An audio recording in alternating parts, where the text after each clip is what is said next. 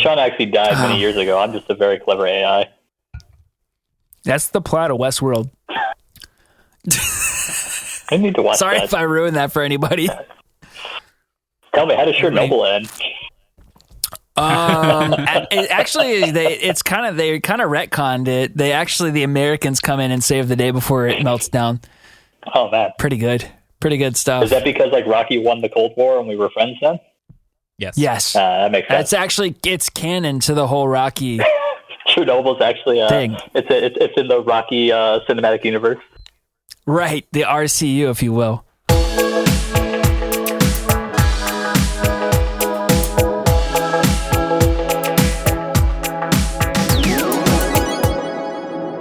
Wake up, everybody. Today is Thursday, August 27th. We are Never Free to Play, a podcast where we talk about all the video games we wish we were playing. I'm one of your hosts, Karch, joined by my co-host, Jason Wright, and our very special guest, Sean Meibers. Oh my god, I'm your guys' biggest fans.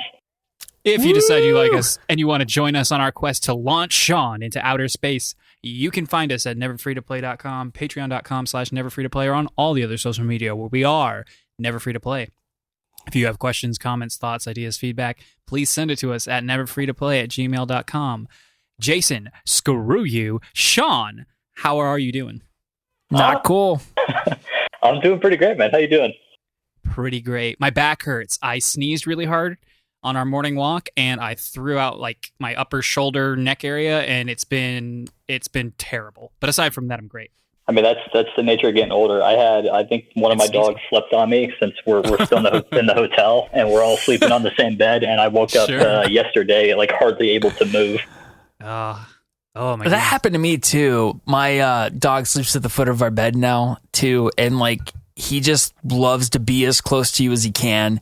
And so a lot of times I'll just have to sleep like curled up in the fetal position because he's taking up so much of my part of the bed. Well, I mean, the great thing about this one is he normally hates, like at bedtime, he hates being around people, but he likes being comfortable. So right now he has him in his dog bed. So he has this, like, I don't really want to be next to you, but I want to sleep on something nice. And that's currently winning out for him. Well, yeah, Dolly would just sleep on top of my chest if she could. You know, she's 72 pounds. Where do you keep her? Where do you keep her at night? She has a crate. Sometimes I forget or I fall asleep and she'll sleep out in the living room, and it's not a huge deal, but she does have a crate with her own bed and stuff. And yeah, Toby has that too, but he just, doesn't use it. Yeah, we'll see what happens when we get the other dog and how that's going to work. Because A, there's not a lot of space in our room for another one, and B, I don't know. We'll see. We'll probably just like become our house or our life will become exactly what Sean just described. All right, Sean, since it's your first time here, why don't you tell us a little bit about yourself, gaming specifically, but, throw any other tidbits in that you want the audience to know. Sure. So I'm a lifelong Nintendo fanboy. Been playing my Nintendo consoles since the NES when I was like 3 or 4, watching my older brother beat Super Mario Bros. Although later in life, I advanced a little bit, picked up my Xboxes and got into my Halos, and lately instilled Titanfall. And then I remain a lover of all things fantasy, which makes me a big fan of Legend of Zelda and Skyrim. And then beyond that, clearly I'm the professional casual gamer here, and then the aspiring astronaut would be my career goal at this point. Hashtag launch Sean into space.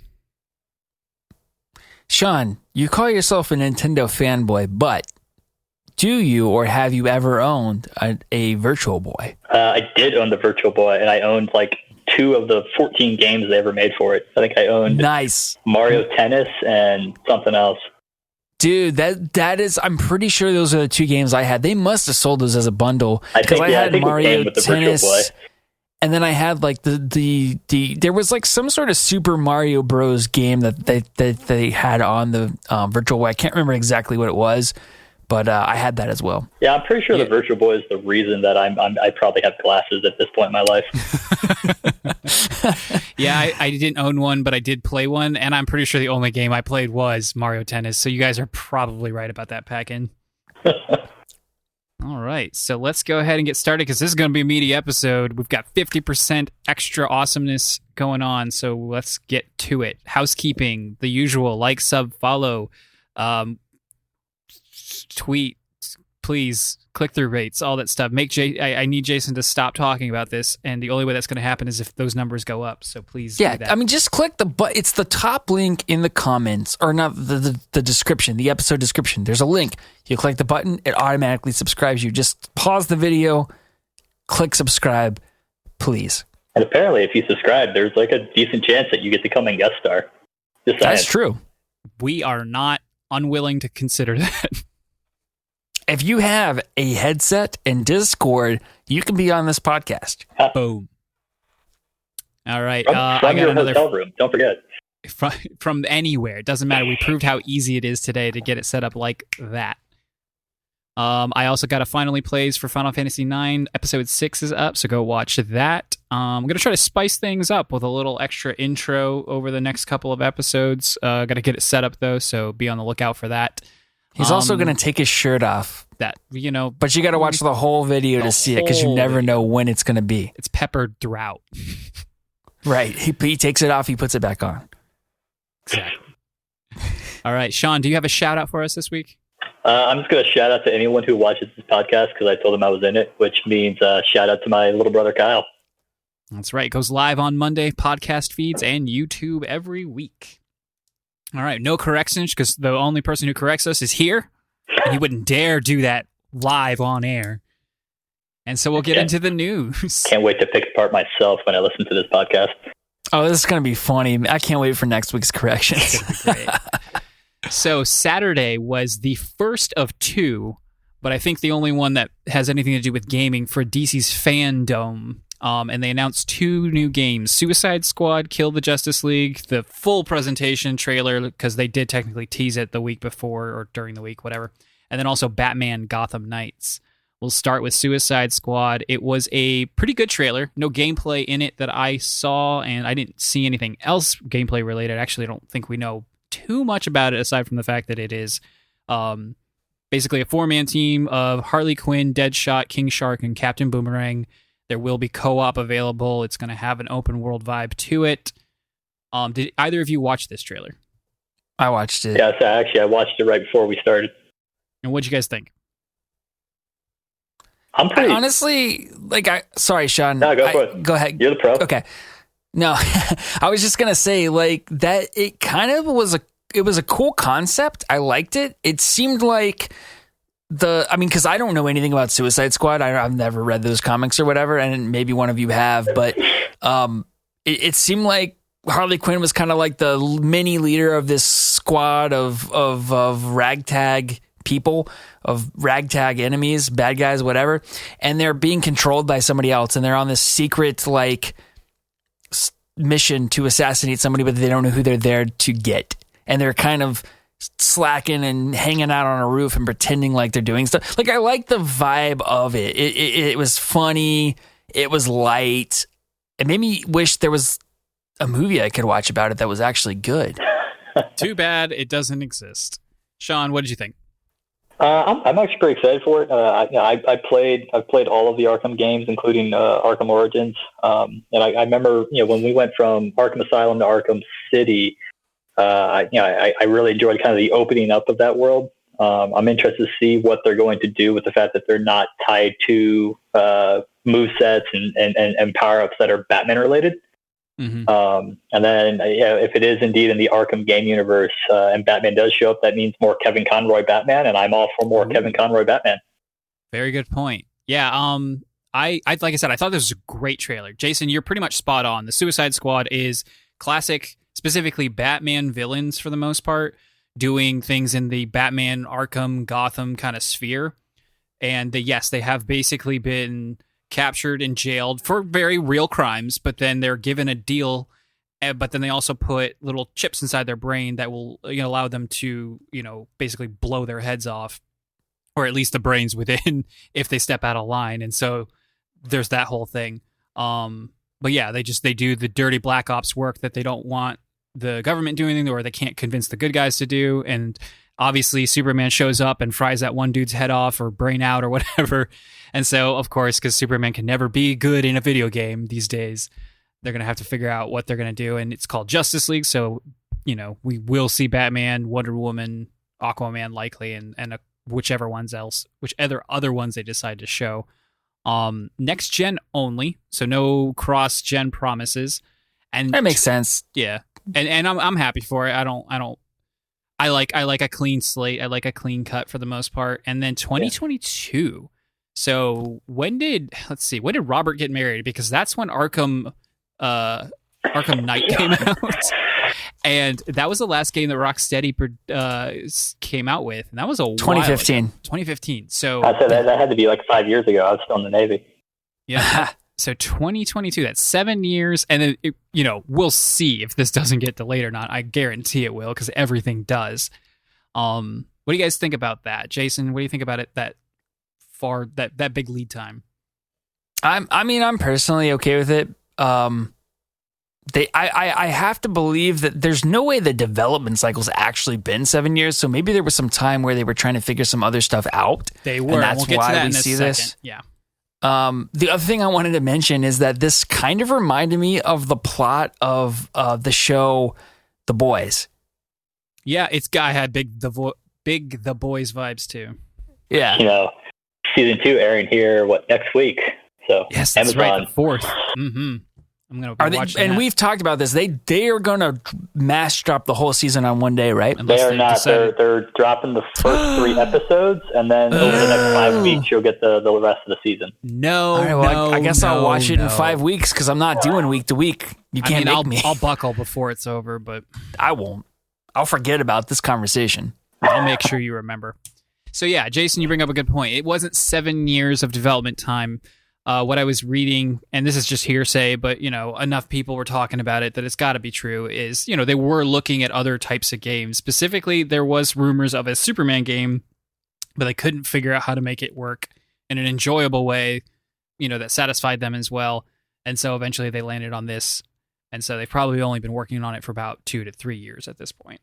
But I'm kind of bummed because I was really holding out for a Superman game. I thought that they could do it. They were already entrenched in this DC environment, which they showed how clever they can be with Batman. And I wanted to see that cleverness get applied to Superman, which is going to have to be applied anyway. Because even when he's a villain, almost even more so, the whole conundrum of how powerful he is becomes an issue because, why isn't he just going to destroy you? And it's going to be something dumb like Brainiac or whoever's controlling him is like, I just wanted to play around with you. But, that sucks. That's a bad reason. So, did anybody else want a Superman game? I mean, we haven't seen a Superman game since, the 64? Which was one of the worst games ever. But not counting... the thing. Injustice, Mortal Kombat, appearances. Yeah, it salted the earth for me. I actually bought that game, and it was funny. I bought that. My grandparents took me to GameStop for my birthday. They were like, "You can pick 2 N64 games," and I was like, "Yeah, wow. This is amazing. Who gets 2 N64 games, right?" So I picked Mario Party as one, and then the other one was Superman 64, and I took it back to their house and played it, and I was like, this is god awful. And I remember asking if we could try to return it, and we tried to return it to GameStop, which doesn't typically work, but they let us. Nice. And anyway, I ended up getting Smash Bros instead. So, woo. I mean, good. That's a good trade. I remember that my brothers and I, we got Superman, but I think we must have got it way after it released, and everyone realized it was terrible because I don't remember when we got it, but I remember a couple of years ago when I was home, my parents going through all the old consoles and seeing it in our little drawer of 64 games. Yeah, it was bad. I rented it, and even as a rental, I was mad. It was just the worst game ever, and rightfully so. All right, so that was Suicide Squad. The other game they announced, which seemed far less appealing to me, honestly, was Batman Gotham Knights. Oh, I'm sorry. Run real quick. The Suicide game is a continuation of the Arkham universe, so it's set after Arkham Knight. Presumably, Batman is dead. Spoilers, because that's what happens, quote unquote, at the end. Except it's Batman. He's not actually dead. Thanks a lot. Well, it's he dies at the end of almost all his major arcs. He pretends he's dead, and then he's not dead. Anyway, you can cut that out. What are you gonna do? So the other game is everything about Batman. The other game is Batman Gotham Knights, where you will play the gooder guys of the Batman universe. We will play Robin, Batgirl, Nightwing, and Red Hood. It's seemingly a very similar idea, except you're not playing the Suicide Squad. You're playing, again, family members of or people of the Bat family. This is being developed by what's WB Montreal. Thank you, WB Montreal, who also developed the much maligned Batman Origins, which was a prequel that came out after Arkham City, before Arkham Knight. 2021, I think this is going to be cross-gen. And unfortunately, I think this game is just going to be like a sacrifice to make Suicide Squad look good. Whether or not... Wasn't that kind of what Batman Arkham Origins was in a way? I mean, not to make a Rocksteady game look good, but like it came out around the time of the next gen, and I think it was cross-gen, if I'm not mistaken, because it may not. No, it wasn't cross-gen, but I remember it came to the Wii U. No, you're thinking of Arkham City. Yeah, Arkham City had a Wii U port. Mm-hmm. Arkham Origins, yeah, you're right, but Arkham Origins also came to the Wii U. Yeah. Okay. Yeah, it was late gen for PS3 360 though. You are right about that, and it might have come out when the next gen had already launched. But I never played it. But I can never find out why people say they don't like it. But I can't really speak to it. Unfortunately, I feel like it's going to have a stigma. No matter how good it is, the people are going to really like needle it to death, and then they're just going to be like, look how much better Suicide Squad is. Even if Suicide Squad is great, like I just feel like that's what we're going to be walking into, and there's just really no avoiding that. So it kind of sucks. Yeah, I played Arkham Origins. I mean, after playing Asylum and City, it is weird to hear. I can't remember who they had do Batman instead of Kevin Conroy, but obviously it's supposed to be a younger Batman, younger Bruce Wayne. I do remember Troy Baker did the Joker, and he did a pretty good job, Joker. Right? But it was fun. I mean, it was very much just another. I mean, it probably didn't evolve the series as much as you saw between the Rocksteady games, but it was a good iteration of the series. Okay. It was Roger Craig Smith, for the record, and I do not know who that guy is. I'm not familiar with him.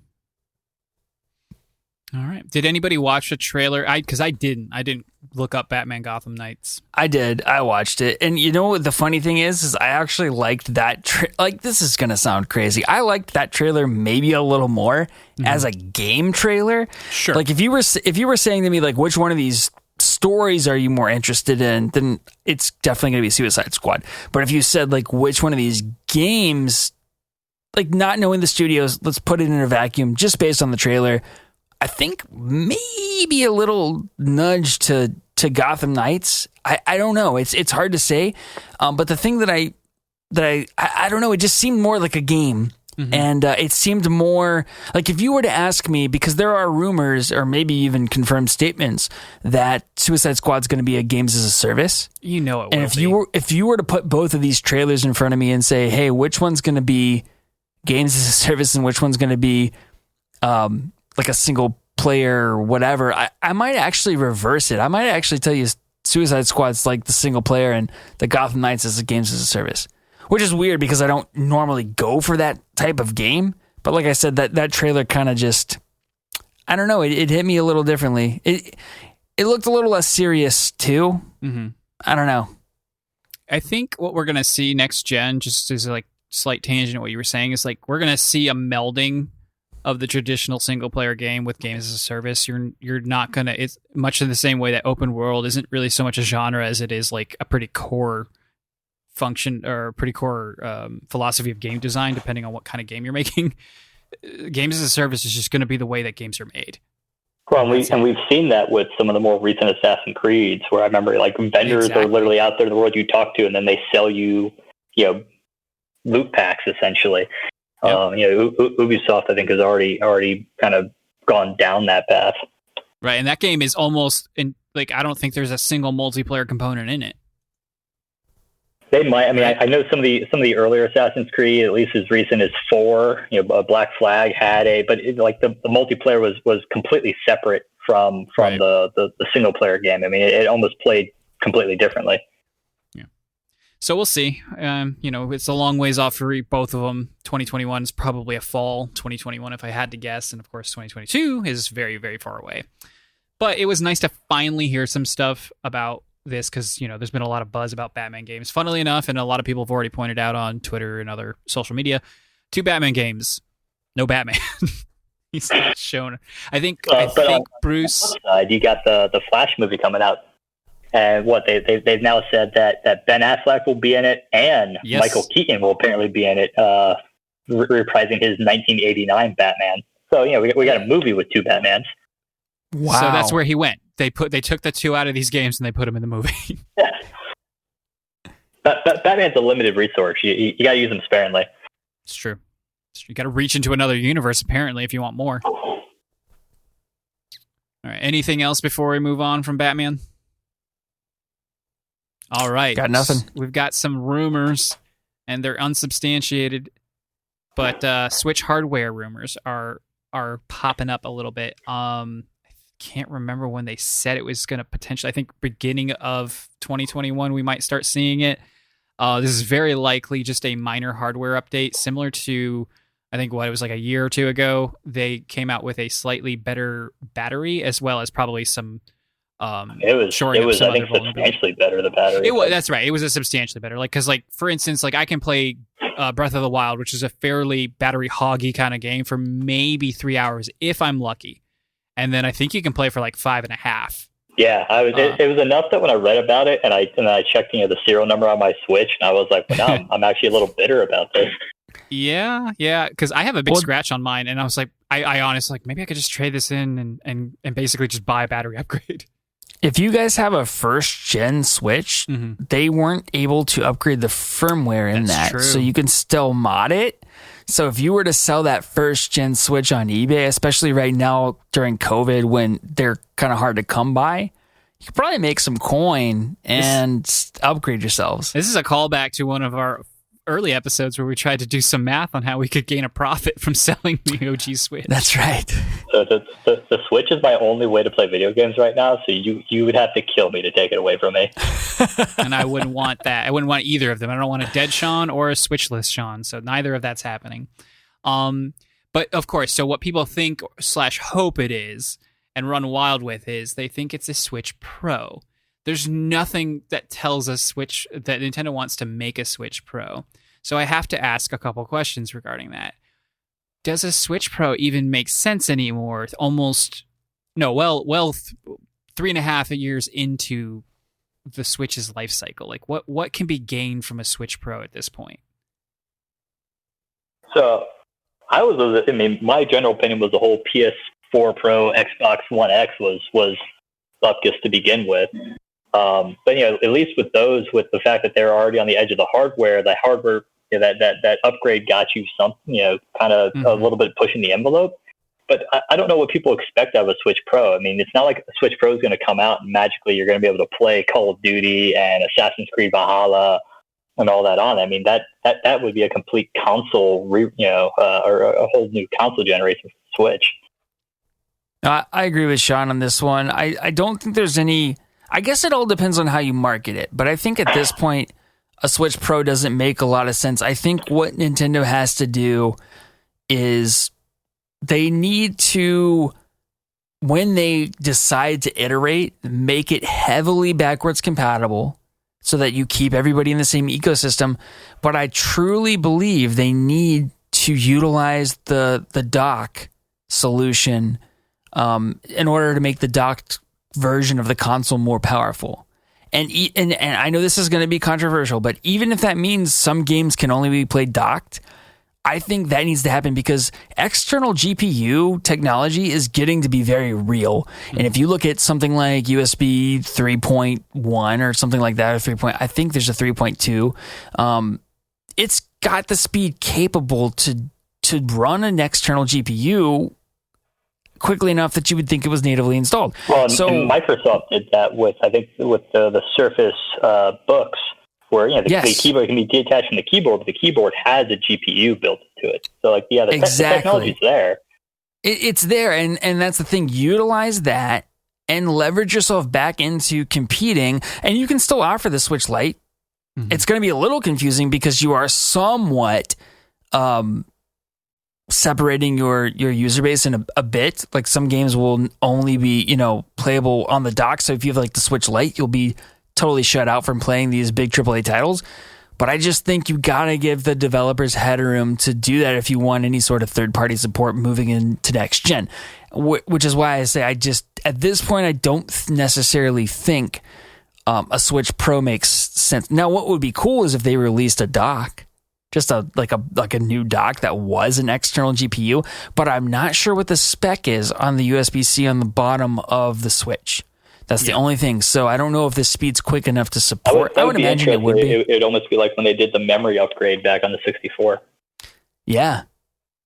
I would be hearing you guys talk about external GPUs and applying that technology to the next Switch, because I'm worried that the Switch is a one-time thing and that they'll phase it out to be it'll continue on for a very long time as their handheld console when they come out with their next one, whatever that is. Yeah. But the idea of the Switch living and thriving even more so because the dock can really become the future of, portable / console gaming. I mean, that's exciting. From my question last week, the biggest thing I really realized out of that was how much better selling Nintendo's handhelds have been than their home console. So a large part of that's price. It is, yeah. But I would not be shocked if Nintendo, as good as the Switch has done, realizes they want to get a little more extensively back into that handheld focus market. So I'm with you. I would not be surprised if kind of the Switch Lite becomes its own little thing going forward, and they do eventually release a non-dockable console. As sad as that would make me. Mm-hmm. If they could, the other thing to keep in mind here is streaming technology is becoming more and more of a reality. True. So as we move into next gen, if they could leverage that, they don't necessarily need the hardware. They did that in Japan, right? I mean, right, and admittedly, this was because Japan has much better Wi-Fi and internet speed structure than the United States or the rest of the world. But there was something where you could stream, I want to say Assassin's Creed Odyssey and play it on your Switch. Assassin's Creed Odyssey and Resident Evil 7. Those were the two that you could stream. I think there was a third too, but I don't remember what it was. So I mean, the options there. It's just whether I mean, it's Nintendo at the end of the day. I mean, at the end of the day, who knows what they're going to do? That's very true. You can bet that they're not going to do what you want. That is a safe bet to me. So everything that we said, it's going to be none of that. Unfortunately, exactly. Because just as a last thing, so now you have 3 Switches. You already have a Switch at $300. You have the Switch Lite at $200. I mean, does it just go to $250? And the Pro sits at $300? Is the Pro $350? It starts to seem like a very bizarre pricing situation, especially depending on exactly what it's offering. I can't see a world where they offer something that's worth getting that isn't astronomically more or makes their cheaper offerings look ridiculously bad as far as bang for your buck. So yeah, I don't know. Although I will just add to that the 2DS looked pretty bad compared to the 3DS in terms of bang for your buck. That was 3DS was super cheap. I guess you're right. It was around $100, right? Yeah, it was real cheap. At least by the time I started looking into maybe getting one, because I actually started looking into getting one when they completely removed the hinge. Or did they always not have the hinge for the 2DS? They always did not have the hinge. Yeah, the 2DS was always hingeless. Yeah, so because I was like, what is that? I don't know. It was so ugly, but at the same time, I was like, that looks pretty sturdy. That looks like I could throw it off a roof like a GameCube. You legit probably could use frisbee that thing off of Empire State Building and it'd be fine. Because that's what that's what they did. People make fun of the Wii U. No console device Nintendo thing has ever looked as much like a toy as the 2DS did. True. Fisher Price. It looks like one of those old school those little one game things that you could get at the toy store in the 90s where you could only play one game and the animation was like Mr. Game & Watch. Mm-hmm. I had a Ninja Gaiden one of those. Really? Yep. Huh. All right. So that's Switch rumors. And then some other things happened today and yesterday. that we're not going to get into details, but we'll just bring it up. Nintendo Partner Showcase dropped out of nowhere. It was a mini direct. It was really dull, like especially when you compare it to the previous week's or the 2 weeks ago, whenever they had their indie showcase, which was really great. Almost all those games looked impressive, and then the Partner Showcase was just like, so it starts to blur. What is an indie anyway, and why is an indie not a partner? Sometimes it just I don't understand, because those games just look bad. They look bad, and I didn't want anything to do with them, except the rhythm game for Kingdom Hearts. I'll be all about that. Please don't. And then we also have Gamescom today, what was left of Gamescom after not being able to meet in person and have their normal convention over, I think it's in Germany. I missed that live, and we skimmed it after the fact, and it really just didn't seem like they had a lot to show. So kind of a big fart at the end of Jeff Keighley's Summer Games Fest. Which was in and of itself just one giant fart. I mean, if you take everything together, it's still a fart, but it's not that bad. It's like a fart that doesn't smell that bad. That's what you're saying? Exactly. I think the only thing out of Gamescom that interests me was I think they talked about the new Medal of Honor, and I'm not a big Medal of Honor fan, but Respawn's making it, and I'm obviously a huge Titanfall 2 fan, so anything that Respawn touches at this point, I will. And as opposed to you guys, I think I pretty much enjoyed Jedi Fallen Order, so if Respawn touches it, I'll probably give it a go. All right, fair enough. The other notable things is that they did like a behind the scenes with the developer BioWare, I guess, for Dragon Age, the next Dragon Age, and so like they've kind of reaffirmed again that like yes, it's coming. And then they had some extended gameplay on Ratchet and Clank, which was pretty neat, but it looked like it overlapped a lot with what Sony showed at the PS5 event. So I skimmed it. Yeah, it looked cool. A lot of people were blown away by the no load times thing, but sure, it's like, okay, yeah, I'm definitely going to play it. No load screens, not times. Okay, that's fair. No load screens. Well, I mean, we pulled off no loading screens with Metroid Prime back in the day. Exactly. It's just a misdirection trick at the end of the day. Thank you, Sean. Speaking of Dragon Age and how nobody cares because BioWare's in the tank. Next time Sean's on, I want to go into a deep dive about BioWare, because I don't think you've played too many BioWare games, have you, Jason? Oh, no, I haven't. Yeah, you don't have a strong history either before they got bought by EA or even afterward. But True. Sean has for sure, and I've played a decent amount of them. So next time. I'm down. Yeah. All right, that wraps up the news. So we're going to go ahead and get into our wistful wish you were playings. I'll go ahead and start. I don't have a lot. I'm actually pretty content with what I have been playing, but I was listening to a podcast the other day that brought up Monster Hunter, and then I saw an announcement that they're doing some big final stand update for Iceborne, which was the expansion, which I also never played. And so I was just like, oh man, Monster Hunter, that was a great game I put 80 hours into and still only completed like half of, and then didn't even touch the Iceborne expansion. So made me started getting me thinking about playing it again, maybe for a little bit, or maybe, hopefully, fingers crossed, some kind of Switch exclusives coming out. Not for World, but just a brand new game to, cater to that audience that they're not currently catering to. Is World still on Game Pass? I didn't know it ever was. It was on Game Pass at one point, because I remember I had debated playing it. And Monster Hunter is one of those series where like I look at it and I'm like, I should like this, but I've just never gotten around to playing it. It strikes me always as a kind of like a more fantasy version of Phantasy Star Online, which admittedly Phantasy Star Online 2 coming out with its its revamp or whatnot that I'll probably end up playing for old time's sake. Yeah, I think you should give it a try out. Give it out, whatever. You know what I'm saying? yeah.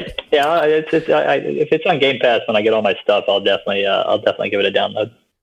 Yeah, if it is on there, it's probably console only. Right. I was just about to say, I don't see it. I just searched in the app. It's not on PC, so fine. We'll put it in our corrections.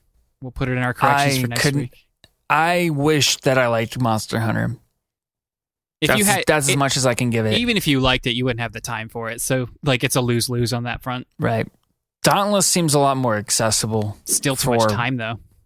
Yeah, I know. It actually works. Like, you can actually get into a game and actually go on a hunt together. And for sure. Yeah. All right, Jason, what do you wish you were playing? So a little bit of a crossover for me, because what I wish I was playing was something I kind of dabbled in this week.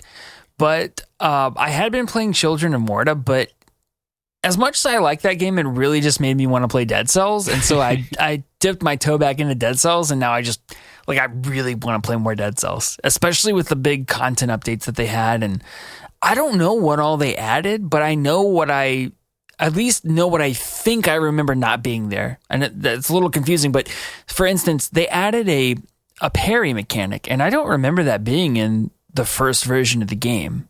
And then the parry mechanic is with the shield, and then it has all these other kind of... Parry was there, yeah. Parry was there? Yeah, specifically if it was just the shield, I do remember that, yeah.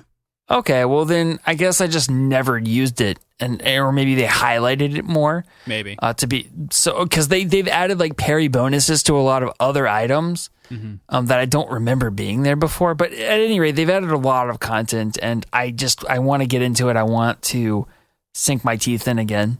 I'm getting the urge. I can't believe I finally got you to pick up Children of Morta, and you immediately dropped it to run over to Dead Cells. Hold on, we'll get to the what you've been playing, okay? All right. So, is there anything else?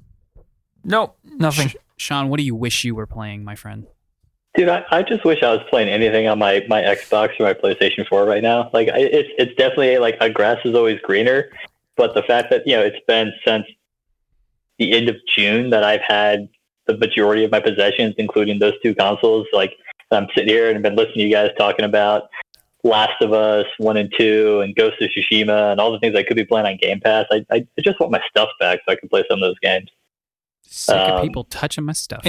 Yeah, for anybody who doesn't know, Sean's in the process of moving, and he's like trying to buy a house, and it's being slowed down by COVID and other things. So he's kind of stuck in a hotel room, and all his stuff's in storage. So poor Sean only has his Switch. Pour one out.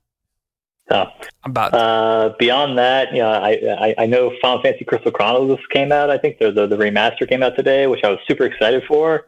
And then I found out, I thought I'd looked this up, but I guess it doesn't have local co-op. And I remember playing that game with you guys back in the day with our, hooking our GBAs up to the GameCube. And so I was hoping to play that. I knew it was a game that my wife would really like, and then I found out it was all online only. And so I want to play Crystal Chronicles, but in the same room as people. Yeah, that's really terrible. That's all I have to say about it. That's a scumbag move. There's no reason to not have that functionality. Well, and it's a continuation of the general death of couch co-op, which is just sad to me. Especially in a game that could easily that did in the past support it. It was the only way to play. Well, and that game never needed the whole GBA support for that game back in the day was pointless. It was a way for Nintendo to push, I guess, Game Boy Advances, but it would have been super easy to have made it where you could have played that in the same room. It's not like it's separate screens. I mean, everyone's one around the chalice and whatnot on the same screen, but right. Yeah, so it goes. I might pick it up. I never beat it back in the day on the GameCube, and it's one of those games that I would like to go back and finish because it just always struck a chord with me, but we'll see. Sounds like a continuation of scumbag monetization strategies. Sort of. It's just they got lazy. They're not charging you anything else in this case. They're just being lazy. Well, they are, because if you want to play it with somebody else, you got to buy a Switch and another copy of the game. Oh, yeah, that's true. I wasn't really thinking about it. And they are supposed to do that, where you can download the light version of the game, and if you're playing with something that has the game, they can play with you any part of the game. And so, admittedly, my wife and I have talked about picking up a second Switch because we're both big Harvest Moon player or Stardew Valley players. But would you do a Switch? Would you do a full Switch or a Switch Lite if you did a second Switch? Probably a Switch Lite. That's what I was thinking too. It's not like I can find one right now. So right, I can never buy a Switch Lite with the Joy-Con problems I've had. I won't do it. That's a good point. I'd rather just have one. If it was between Switch Lite or have to share it or buy another one, I would buy another one, or I would just have to share it. I would never. I guess with the Switch Lite, can you I guess it's stuck in handheld, but does it have the ability to pair other controllers with it? Like, could you pair a Pro controller with it? Yes, you can. You can. There is no universe in which the Switch Lite doesn't eventually, like, somebody doesn't come out with just a USB-C connection thing that works to output the video from the bottom. You know what I mean? Does it have the port though? I think how else would you charge it? Oh, good point. Yeah, but the video lines may not be hooked up to that on the Switch Lite. That is a good point. All right. So my Sean, engineer shining through. Sean, what have you been playing? So yeah, I have my Switch, and I got Doom a while back. So I've been playing Doom, which is nice because I've also started a new job, which comes with a lot of frustrations. And the Doom Marine's a good way to vent frustrations. So, I mean, really, really enjoying that. I will say that I would trade all of the ammo all of my other guns have in Doom to just put it in my shotgun. Like, the shotgun is clearly the superior weapon in Doom, and I'm not sure really why other weapons exist. Agreed. You'll get a couple other that are kind of nice when you are, like, backed into a corner with a huge horde, like, where the shotgun just can't kill that many at once, even as great as it is, but because you get two shotguns. You get a regular shotgun and you get a super shotgun. Oh, do you get the Doom 2 super shotgun? Yes, you do, sir. And Wait, it is amazing. So obviously, I'm not that far into Doom yet, but I'm having fun with that. I'm playing Super Smash Bros. Ultimate for old time's sake. So if you guys want to load up and play some Smash Bros, I'm down with that. Yes, we will do that. I would cancel our D&D session tomorrow to do that. Well, shut up. No, that's stupid. Don't say that. And then obviously I'm playing Dungeons and Dragons, and still for you guys. So that's always fun. God, that my hotel internet connection is good enough to support that. And then the only thing I'm playing is I got fitness boxing. I don't know how many people know what that is on the Switch. Oh, I know. So was that worth? It was like $50 or $60, wasn't it? I don't remember. It probably was. I remember thinking, hey, maybe I could do that because what's the Ring Fit hadn't come out yet. Yeah. And I was thinking I could, that sounds like a fun, dumb way to do cardio, but it was like a full priced game. I was like, pass. You know what I did today? I just sat on one of those exercise bikes because we have like one of those really crappy elliptical / bike things that doesn't even plug in. It just works off of the battery powered thing. Anyway, I sat on that and pedaled the bike for like 30, 45 minutes and just like did Reddit on my phone, but I could have easily just had a Switch in my hand. That's like accomplishing the same thing, True. Easy way to do cardio and game at the same time. Yeah, I mean, but if you're living in a hotel room, I can't. There's not a gym I can really go to and not get myself infected at this point. So. No, yeah. You're obviously extenuating circumstances there, but I like the fitness boxing. It's a pretty good workout. It certainly at least gets the heart pumping. So it's fun. I mean, it's interesting because it reminds me a lot of like Wii Fitness, but it's also not made by Nintendo, but it's kind of in the same vein as like Wii Fitness. Mm-hmm. What are you playing Doom on? On my Switch. And how is it on that? I mean, I don't know any better, but it runs smooth. I mean, maybe the graphics are nicer elsewhere, but I don't have any complaints with the graphics. The game looks great for me. Are you playing handheld? No, I'm playing it on the TV. Okay, yeah, I have heard that it does run a little bit better docked. Yeah, I mean, I can't imagine playing a first-person shooter in handheld. I just don't think it would work. So I know you don't think it would work, but let me tell you, I can't remember what I was playing, so I couldn't give you an example. But the ever so slight aim control that you have by tilting the Switch, I wish more developers would implement that into even like on the PS4, because I feel like it gives you a little bit extra nuanced control that gives you a little more accuracy. That's actually so that you don't have.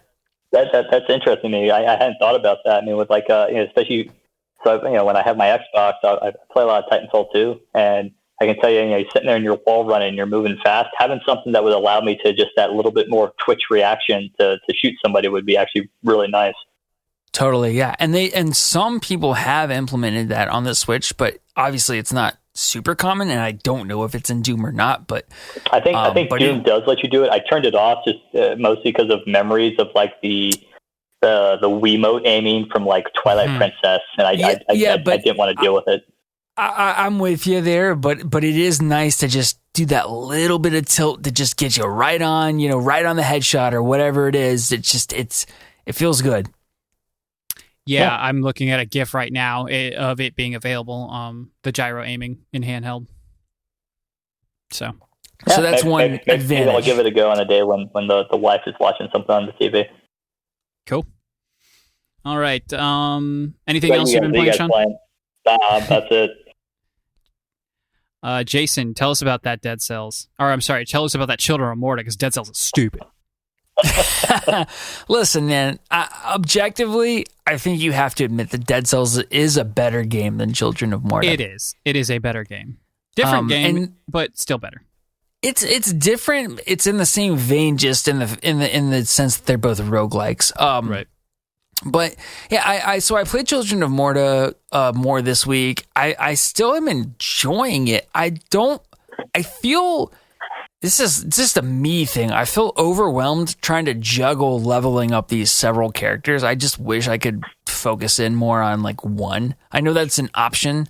That's your decision, but I feel just inherently, just by giving the option of leveling up multiple characters, that I should do it, because I feel like I'm going to get punished if I don't. You do get they do encourage it. You get bonuses, like eventually as you level them up to a certain point, you get passive bonuses that affect the rest of the family members. And I hear what you're saying, because eventually you do get like, I think 7 people to choose from, and that's a lot. That's a lot to have to and by the end you do have people who are kind of like lagging behind. You're like, but now I want to level them up. And yeah, I'm struggling with that a bit, which is why I kind of slipped back into Dead Cells, and I've talked Dead Cells to death, and I'm not gonna rehash that. But some of the newer games that I've been playing that I haven't talked about before, one was really interesting, and I only played it. I kind of watched somebody play it via Dixper on my own computer. So they remoted into my computer and played it. And I watched, and then I played like one run. It's called Dungeon Crawl Stone Soup. And this was a late 90s, kind of almost like Diablo. I mean, it's a dungeon crawler, so it's kind of like Diablo 2 in a way, but the original UI was just ASCII characters. And so you're this little @ symbol, and you're on a map of like X's, and as you traverse through the dungeons, it opens up and you see like they turn from X's, which you can't see, to like zeros, unless there's like an enemy there, which might be an X, or, a weapon that might be an arrow. And as you encounter this, it's all text-based. Pretty wild. And so this game came out in the late 90s, and then it went open source, and the modding community has since given it a user interface. But the person I was playing it with played it back in the 90s, and so that's like the UI they're comfortable with and that they know. It was insane to watch this person play it, because it's like watching a speed runner. And then I would get on there and I'd just be like, I have no idea what I'm doing. And he would just be like, press V to chop that body up into meat and harvest it and put it in your pouch or whatever. And I'm just like, oh my gosh, I have no idea what's going on. But it was an interesting experience, and it's free. So if anybody wants to experience it, you just Google Dungeon Crawl Stone Soup. It's a very, very tiny download, and you can go check it out. So yeah, that's one thing. Yeah, that's one thing I played. That makes me think of, have you guys ever played Dwarf Fortress? Oh, I tried. No. And yeah, because Dwarf Fortress is ASCII, and I think they've got like either it's come out or it's coming out a version on Steam that'll finally have graphics. But I remember, and same thing. I remember trying to play it. You're sitting there being like, all right, there's a lowercase c running through my fortress. What is that? And you're like, I think of the cat, but. It's the same thing where you're like, you have said it's like you have to have a legend sitting there as you're playing the game. Dwarf Fortress is a lifestyle. It's not a game. I'm sure Dungeon Crawl Stone Soup is similar, but for the hardcores, but that's not me. So after I said, hey, we're not playing this anymore, we went over and played some Bridge Constructor Portal, which is more my speed. It was really funny. I was playing with somebody who hasn't gamed in like 5 years, so it was hilarious to try to watch them do these puzzles. But Bridge Constructor Portal is kind of a mashup of two different games, Bridge Constructor and Portal. And the purpose of the game is you have a limited number of materials, and you have these little, essentially, lemmings. If anybody's played Lemmings, they just walk in one direction, and they're just going to go wherever the path takes them.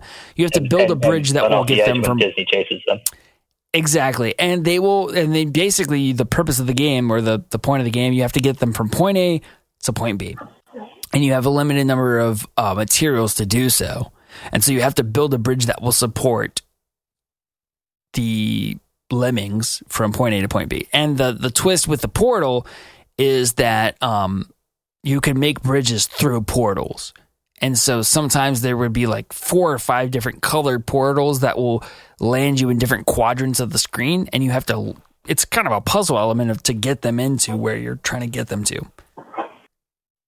So that was interesting. So that's everything I played this week. No, actually, sorry, one more. Hunt Showdown.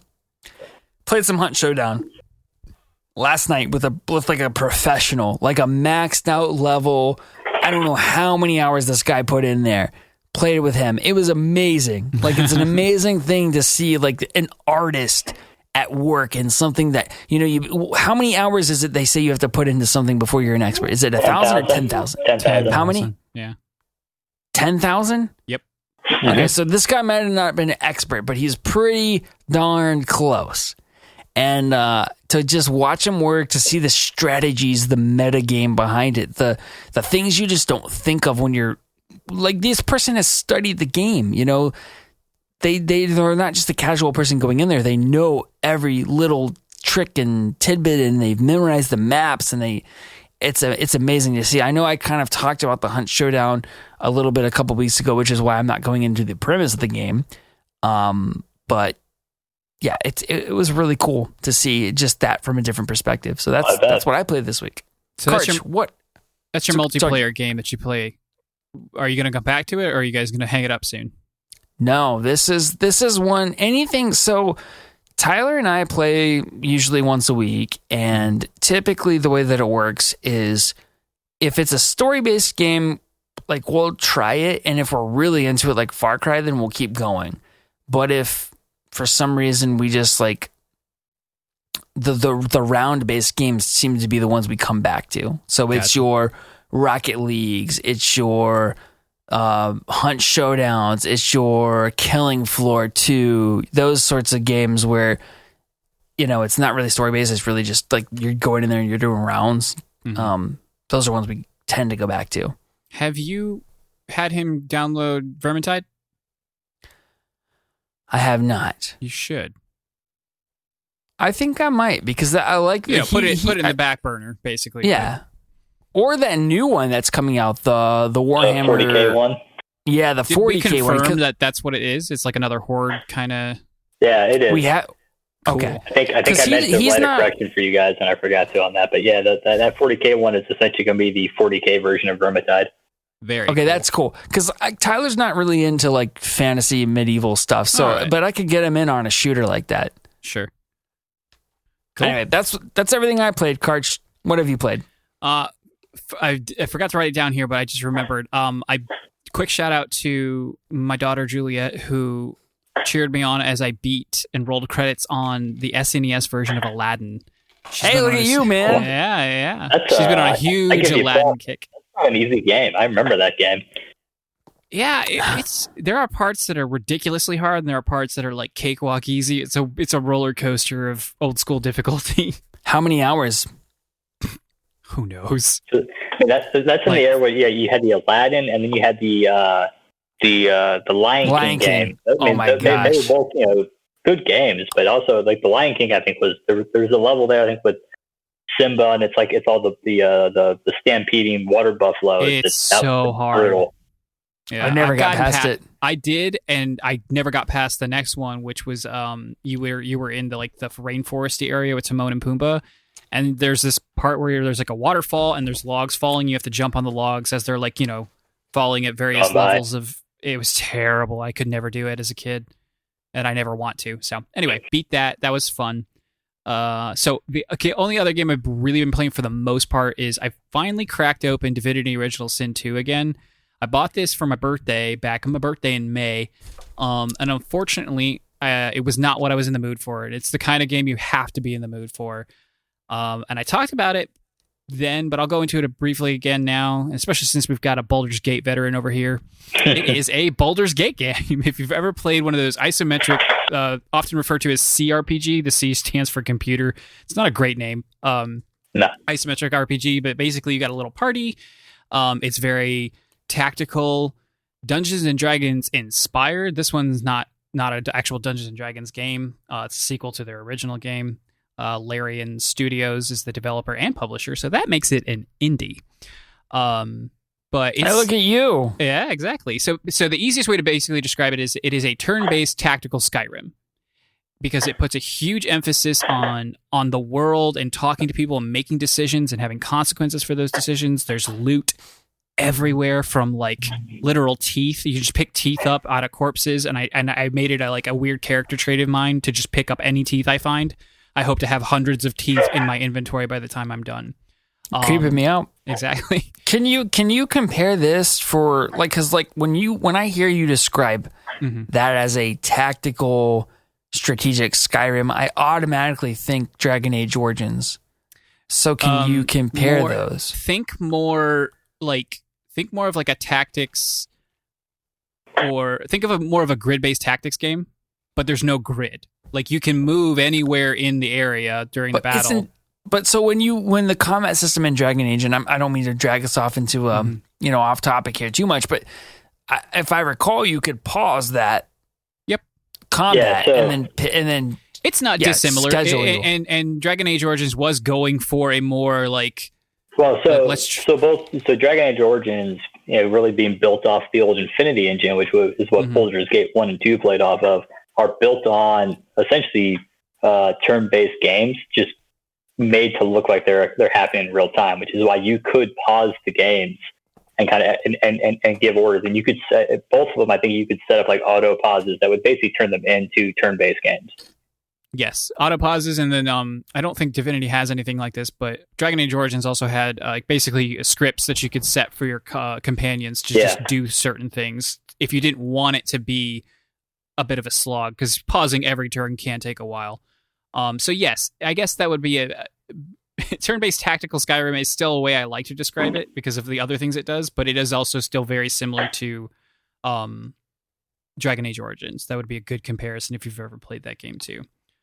Combat is really fun because, and here's what happened last time, is I didn't knock the difficulty down. This game is too hard, and not in a fun way. It's too hard because it's obscure for two reasons. It's trying to capture the essence of these games, which is like complicated systems layered upon systems, reading all the text and like really building your character and stuff. The other part is I'm playing it on the Switch, and this game was made for PC, and it's super obvious. Like, it works well enough, but part of my confusion sometimes comes from the fact that I can't just simply mouse over and get the information I need from a skill or an item.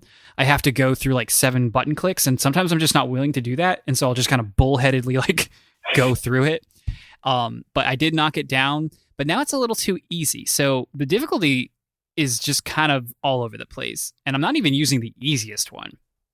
So there was normal, which was just kicking my butt. Everything, like the enemy's turn would come up and they would just kill me, like straight up. And I'm like, what just happened? And then I knocked it down 1 level, and now for the most part, it's a bit easy. I did do like a major boss fight at the end of the first chapter, and I actually did lose 2 party members, and the other 2 had very little health left. So that was really exciting and really fun. Is there permadeath? No, none of that. Your party is, you can only have 4 people active.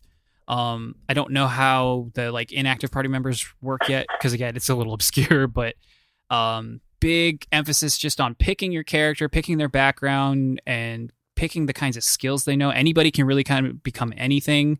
Maybe not like, you won't be like a master of magics and sword and shield and all that stuff by the end, but you'll be good at a bunch of stuff if you plan it out a little bit ahead of time, and you can like change those decisions partway through, which is really important because again, this game likes to obfuscate. So yeah, overall, I'm actually having a really great time with it. It's one of those things where like I like to play at least a little, like an hour or an hour and a half every night if I can, because I'm just kind of in that honeymoon phase right now. It's making me super excited for Baldur's Gate 3 because the same studio that made this has been tapped to do that. So it's basically going to be the same game, but with D&D themes instead, and presumably more money behind it because they'll have Wizards of the Coast and, you know, their parent company Hasbro footing the bill for the publishing. Yeah, this is so both of these Divinity Original Sins, and then right up there is Pillars of Eternity, which I think has a sequel out now as well. Or, yeah, they really harking back to the old Baldur's Gate type of game, and they're really high. They keep being games like, I should play that, and I never do because I also expect them to be like Baldur's Gate, which is going to be like a 40 to 60 hour investment in order to get through. I wouldn't blame you because, yes, this is going to be probably a long game. Again, I just finished Chapter 1 after playing for about a week, at my glacial pace. So yeah, man, yeah, I do love those type of games. So one of these days I'm going to have to do it. You're also playing like 6 games at once, too. So anytime you ever dedicate yourself, you knock out games so quick. I suppose that's true. Because I am playing Ghost still. Nothing to report on that, but I am playing Ghost still. Ghost of Tsushima, for anybody who doesn't know what Ghost means. And then I did play just like 30, 40 minutes of Spiritfarer on Game Pass. Super fun, super cute. Real quick, you're this little girl or young woman who has a cat, and you wake up in this boat. I knew it! Sorry, cat, JRPG, ding, ding, ding, anime cat. Okay, keep going. I have no idea what you're talking about. Yes, anyway, you do. I don't. What? Final Fantasy VII cat finding missions. Talk about it every week. Every time you play this Japanese game. It's not a JRPG. It's anime. It's anime. It's not actually Japanese. Anyway, whatever. You wake up in a boat and Charon, however you say his name, like, you know, Death is basically talking to you. You know, the guy who runs the boat on the River Styx. And he's like, look, I'm retiring. I'm about to go into the great beyond the great beyond. It's your turn now. And he gives you this orb of light.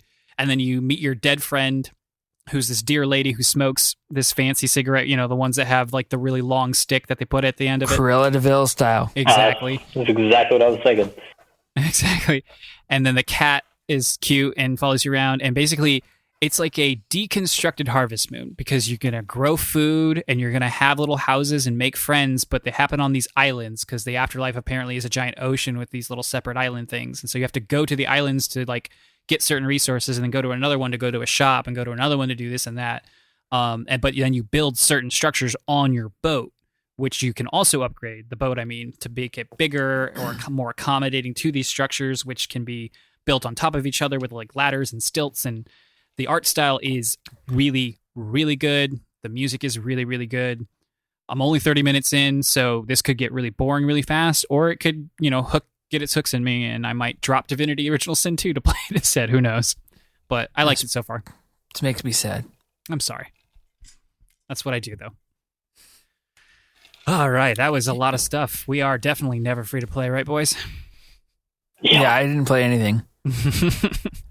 All right, so the reason we brought Sean on here was because Sean likes a certain kind of game and has for a really long time, and that game is Zelda, and we thought it would be fun to rank the top 5 Zelda games. So we are going to get started on that right now. I'm super psyched. You and Sean are the two who got me into Zelda. I had never played a Zelda game before I met you two. I probably had only played my first one slightly before I met you. I'll say, I think Link to the Past was one of the first video games that I ever played on my own without, when I was old enough to play games without my older brother there and just running into the Mario Bros. Goombas. So Zelda's pretty much the origin of my solo video gaming. That's amazing. Very so, cool. Karch, how is this going to work? How are we just going to go? We've ranked our top 5. Are we going to go 5, 5, 5, 4, 4, 4, 3, 3, 3? Yes, we're going to go bottom up. Our number 5, our number 3, all the way up to our number 1. We will. I'll start then Sean, then Jason. Yeah. So I think too it'd also be worth kind of mentioning what tack each of us took for determining our ranking. Sure, you can if you want. I don't know if I'll be able to explain mine because it's usually just kind of random gut feelings, but feel free to expound as much as you'd like on your feelings on the game, why you put it where you put it, and why you didn't choose something else over it. So we will get started with... Sorry? No, I said sweet. Oh, okay, cool. So we'll get started with my number 5, which is Oracle of Seasons, barely beating out Oracle of Ages because they are very similar titles released at the exact same time on purpose. Oracle Seasons is actually a Capcom game, but no less a Zelda game by any stretch. It came out on the Game Boy Color, and it's just a really, really good game. It is a full-fledged Game Boy Zelda game, just like Link's Awakening is, but in my opinion, a better game. Basically, you're not in Hyrule, you're in a different world. I don't remember the name of it. Totally different villains for the most part, and the theme is seasons, obviously winter, fall, spring, summer, and at some point you get a rod that lets you change the seasons, which totally changes the environment around you, and that plays into the puzzles. It's got classic dungeons and weapons and all that, just all the stuff that you come to expect out of a Zelda game, and they're all really well designed. I haven't played it in a really long time. I actually played Ages more recently, but I did always love Seasons a lot more because they are completely different games. There is almost nothing, like no crossover between them, both in style and the way they implement their specific, quirks as far as the time traveling and the season changing goes. But yeah, that's on my number 5. I really love that game. Sean. So I put Ocarina of Time actually as my number 5. All right. Obviously, it's the Zelda that brought us into the 3D era, and it gets a lot for that. Not that I've actually played it in the last handful of years, back before I was in Alaska. So obviously, Ocarina of Time, the graphics there from the 64 have not aged well, but part of my criteria was also what these games contributed to the what is Legend of Zelda. I mean, when you look at Ocarina of Time, that's the game that brought us, the Gorons, the Kokiri, / now the Koroks, the Gerudo, the friendly Zoras, and so much of the world. And so, Ocarina of Time is just hard to beat, obviously, except for my next 4 as a game that really defines and has provided us the Zelda as it stands nowadays. Very cool. Should we play this game as like Battleship? Like if somebody says the one you had at a different slot, you should also talk about it when they talk about it? That's a good question. Yeah, let's go ahead and do that. Okay, well, if we're going to do that, I actually have both of the Oracles because of the fact that they were linked games as my number 4. Okay. For much of the same reason. They are, to me, they are probably when it comes to the 2D Zeldas, they are the quintessence. They are top tier. Going on from them, Minish Cap, Phantom Hourglass, Spirit Tracks, all kind of had like a gimmick built into them. And admittedly, the Oracles have the season aspect and the time traveling aspect, but that gimmick never felt gimmicky. And so you have this game where the gimmick, the game meshes with it perfectly, the same way that like the time travel did in Ocarina of Time. And then their dungeon design is just fantastic. They have all that aspect of a great Zelda. And then I really enjoyed the way you could link those two games. It really were parts of the games carried over, and they had a decent amount of the villages and whatnot that kind of got you invested. Also, I think the Oracles to this day probably have the best Legend of Zelda commercial. And absolutely. Like that commercial for that one to me is just that beats out any commercial I've seen since. Do you remember that one, Jason? I was so dumb for not including the strength of the commercial in my ranking system. Do you remember that one, Jason? I don't. So like Link is riding up on a horse towards a tower in probably like a stormy environment, and he gets to the tower. Yeah, and he gets to the tower, and it's like an impassable. He can't climb it or anything, and he takes this staff, the staff you use in the game to change the seasons, and he like slams it into the ground. And then his vine, like the weather changes, the season changes around him, and this vine grows up, and he climbs up the tower, and he gets into it, and there's this rusty, broken sword, And then he pulls out the heart, which changes time in the other game. And he plays it, and time starts changing around him, and the Master Sword comes back to life, and he pulls it out. It's so good. Yeah, it's so high tech for a Game Boy game. It's so funny. I want to say it was like right around the same time that we got the old Space World 2000 demo. In the between Majora's Mask, Wind Waker era. Mm-hmm. At least I remember it there. And it was February 2007 is what this, or sorry, 2001 is what this looks like. I mean, the Oracles are amongst the 2D Zeldas are probably the ones that I want to replay the most, without a doubt. Sure. All right, Jason, it sounds like you had maybe Ocarina on your list somewhere. Yeah, so, and I'm sure you do too, unless you hate me. But I had it as number 2, actually, because, and here's the thing, and I need to preface this by saying I have a different Zelda experience than both of you, because I was introduced to Zelda through both of you. And so Ocarina of Time was my first Zelda game, and I think anytime you're doing something like this, it's hard to separate what it is objectively versus your experience with it. At least it is for me, because for me, when I'm ranking games like this, I always think about it in terms of like the experience that I had with it. Mm-hmm. And I remember this game just being incredible. And I remember playing it for the first time, probably at one of your houses. I think we were all 3 together, and I didn't own it at the time. And I remember just being like, I have to own this game, and asking for it for like whatever it was, Christmas or my birthday that next year, and then getting it. And then I memorized how you guys went through the Deku Tree thing all the way up through the Water Temple, which is probably like as much as we could beat in a sleepover.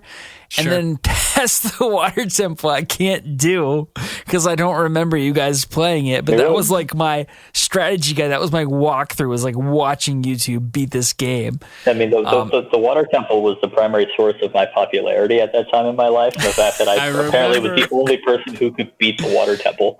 I think you still might be. But no, I've done it. I've done it as a man. I have only because Sean showed you how. No, don't take credit for his greatness. 15 years before that. Well, anyway, my point is that I remember so many times we would have like sleepovers, and we'd just start a new file on this game and just see how far we could get in one night. And to me, it is so hard not to take that experience into account when I'm ranking these games. And that's why it's my number 2, is mostly the nostalgia tied to it. And maybe that's not fair, but that's just how I feel about it. It's my first Zelda game. It's one of the best Zelda games. And I got to experience it with some of like 2 of my best friends of all time and my lifelong friends. And so like, to me, that puts it in number 2. Yeah. I don't know if I ever, so I'll do my Ocarina, I'm sure is the actual correct way, but you'll never get me to say it otherwise. It's my number 4. So Sean and I have our 4 and 5 swapped. Nice. But don't let anyone tell you can't rank these games by your gut feeling, by your emotions, because that's how I did it for sure. But no, all 5 of these on my top 5, these are all perfect games to me. Just to preface that, like as far as the Karch Pulaski, ranking system is concerned, these are just like, I just have like blinders on, even if there's like a lot of flaws here and there, but for the most part there aren't flaws. They are considered exceptional games by the majority of people who play video games. And you know what that tells me, that you have it at number 4, is that you don't respect our friendship as much as I do. That's true. That's exactly it. No, it's a superb game. Like we'll talk about the rest of them here in a second, but like, especially for a 64 game, man, Nintendo just knocked it out of the park when they taught the world how to make 3D games, and then they forgot how to do it. But like they took Link to the Past, which is a phenomenal game, and then they showed you how to do it in 3D. And they did, like, and like, I don't care that it's pretty much the same kind of like structure, because like, even more so because of how many more people played it and how critically acclaimed it was. This game set the tone for the next 20 years of Zelda.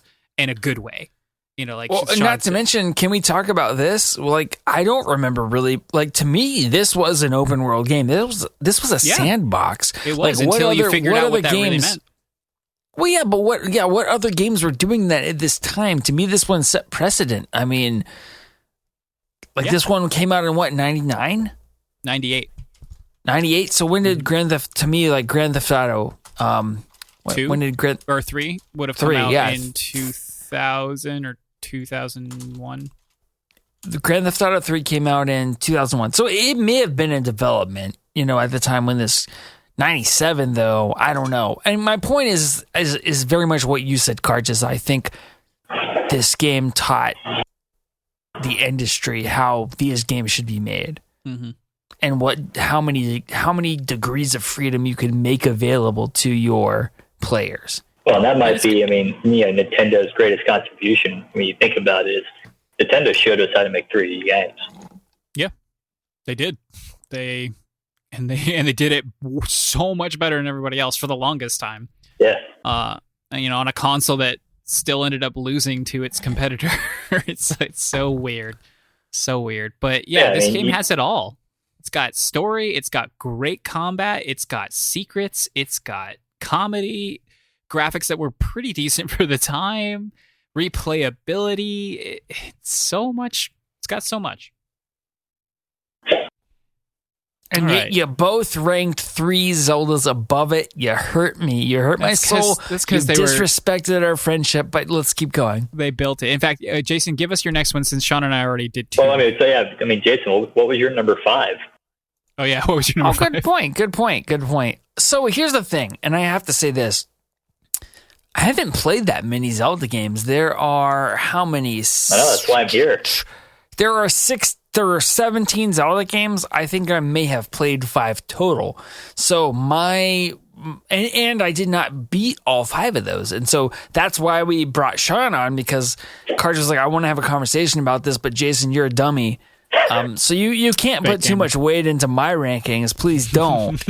But my number 5 was one that I probably got 70% done with and then stopped playing.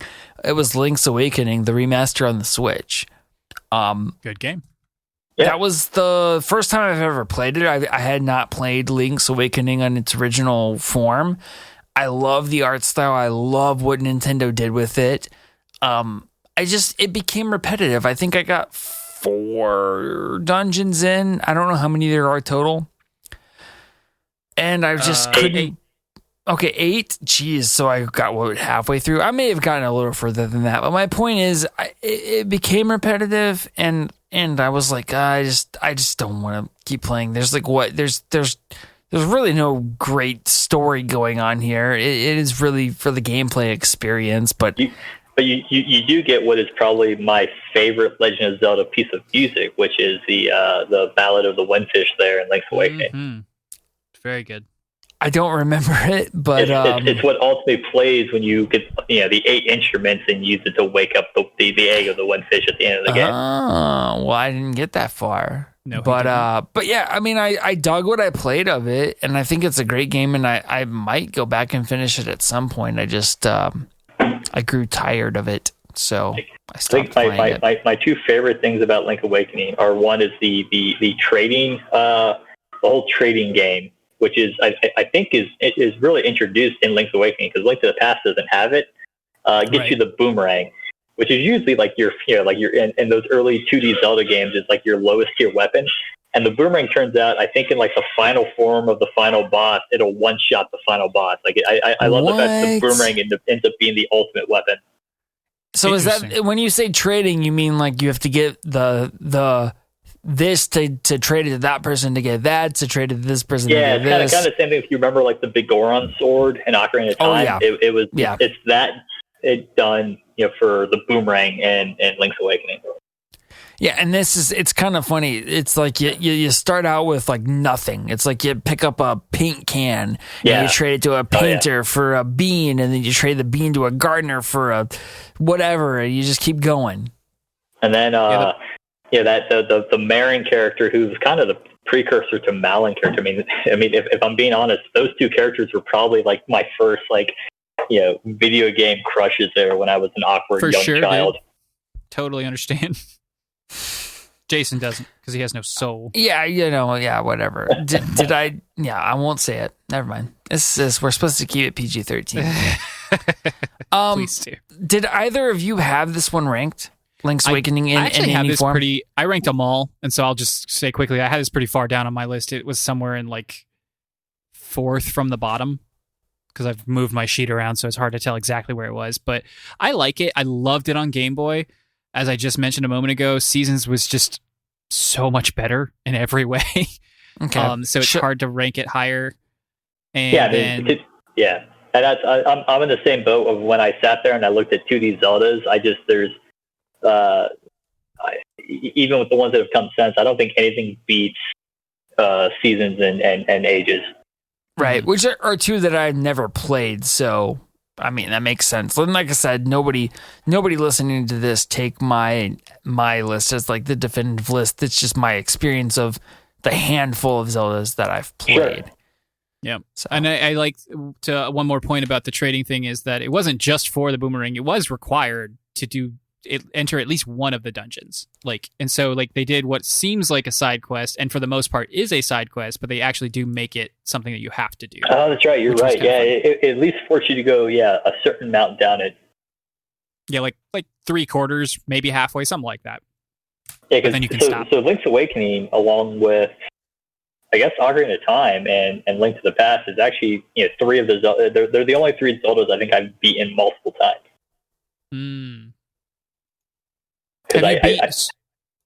Sorry, go ahead. I was going to say, because I remember I beat Link's Awakening, but I died a couple times playing it, and then I remember reading somewhere that if you beat it without dying, you got a special ending, and so I immediately went back and steamrolled the game.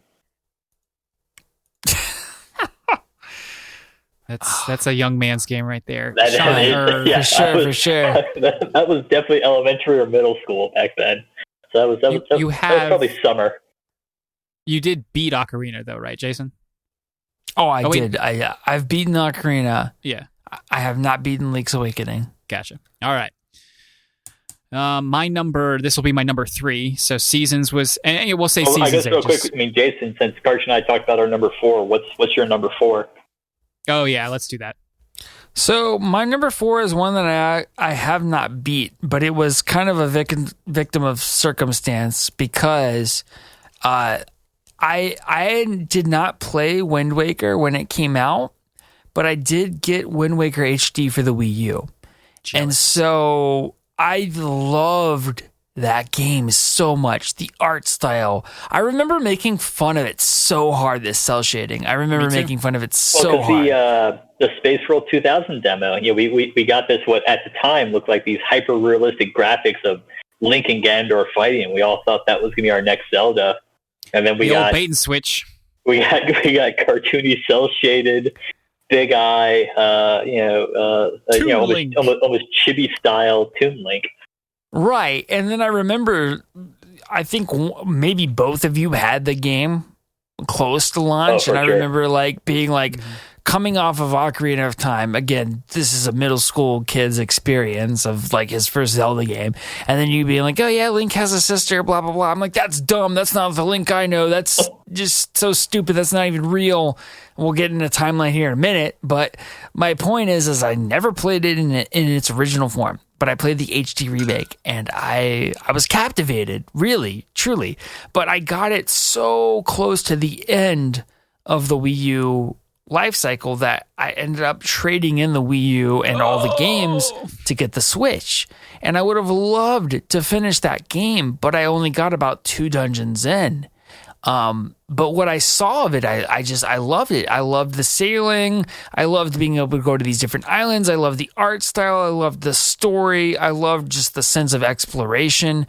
And, to me, I almost feel in some ways, and I mean, maybe this is a bit hyperbolic, but the exploration rivaled Breath of the Wild in terms of how free I felt to go anywhere, do anything in any order. I didn't feel constrained by anything in that game. I mean, not the narrative, not I didn't feel pointed in a certain direction to do anything. I just feel that's the thing I love about Zelda games is they drop you in. It's kind of up to you. It does not, even though it's as linear as it is, It doesn't feel like that. And so that's the marvel of their design philosophy. You wouldn't be wrong about the openness, because so many islands were optional, and it might have taken you like maybe a third of the game to really be able to go anywhere. But once you can go just about anywhere. And even dungeons, they would let you tackle.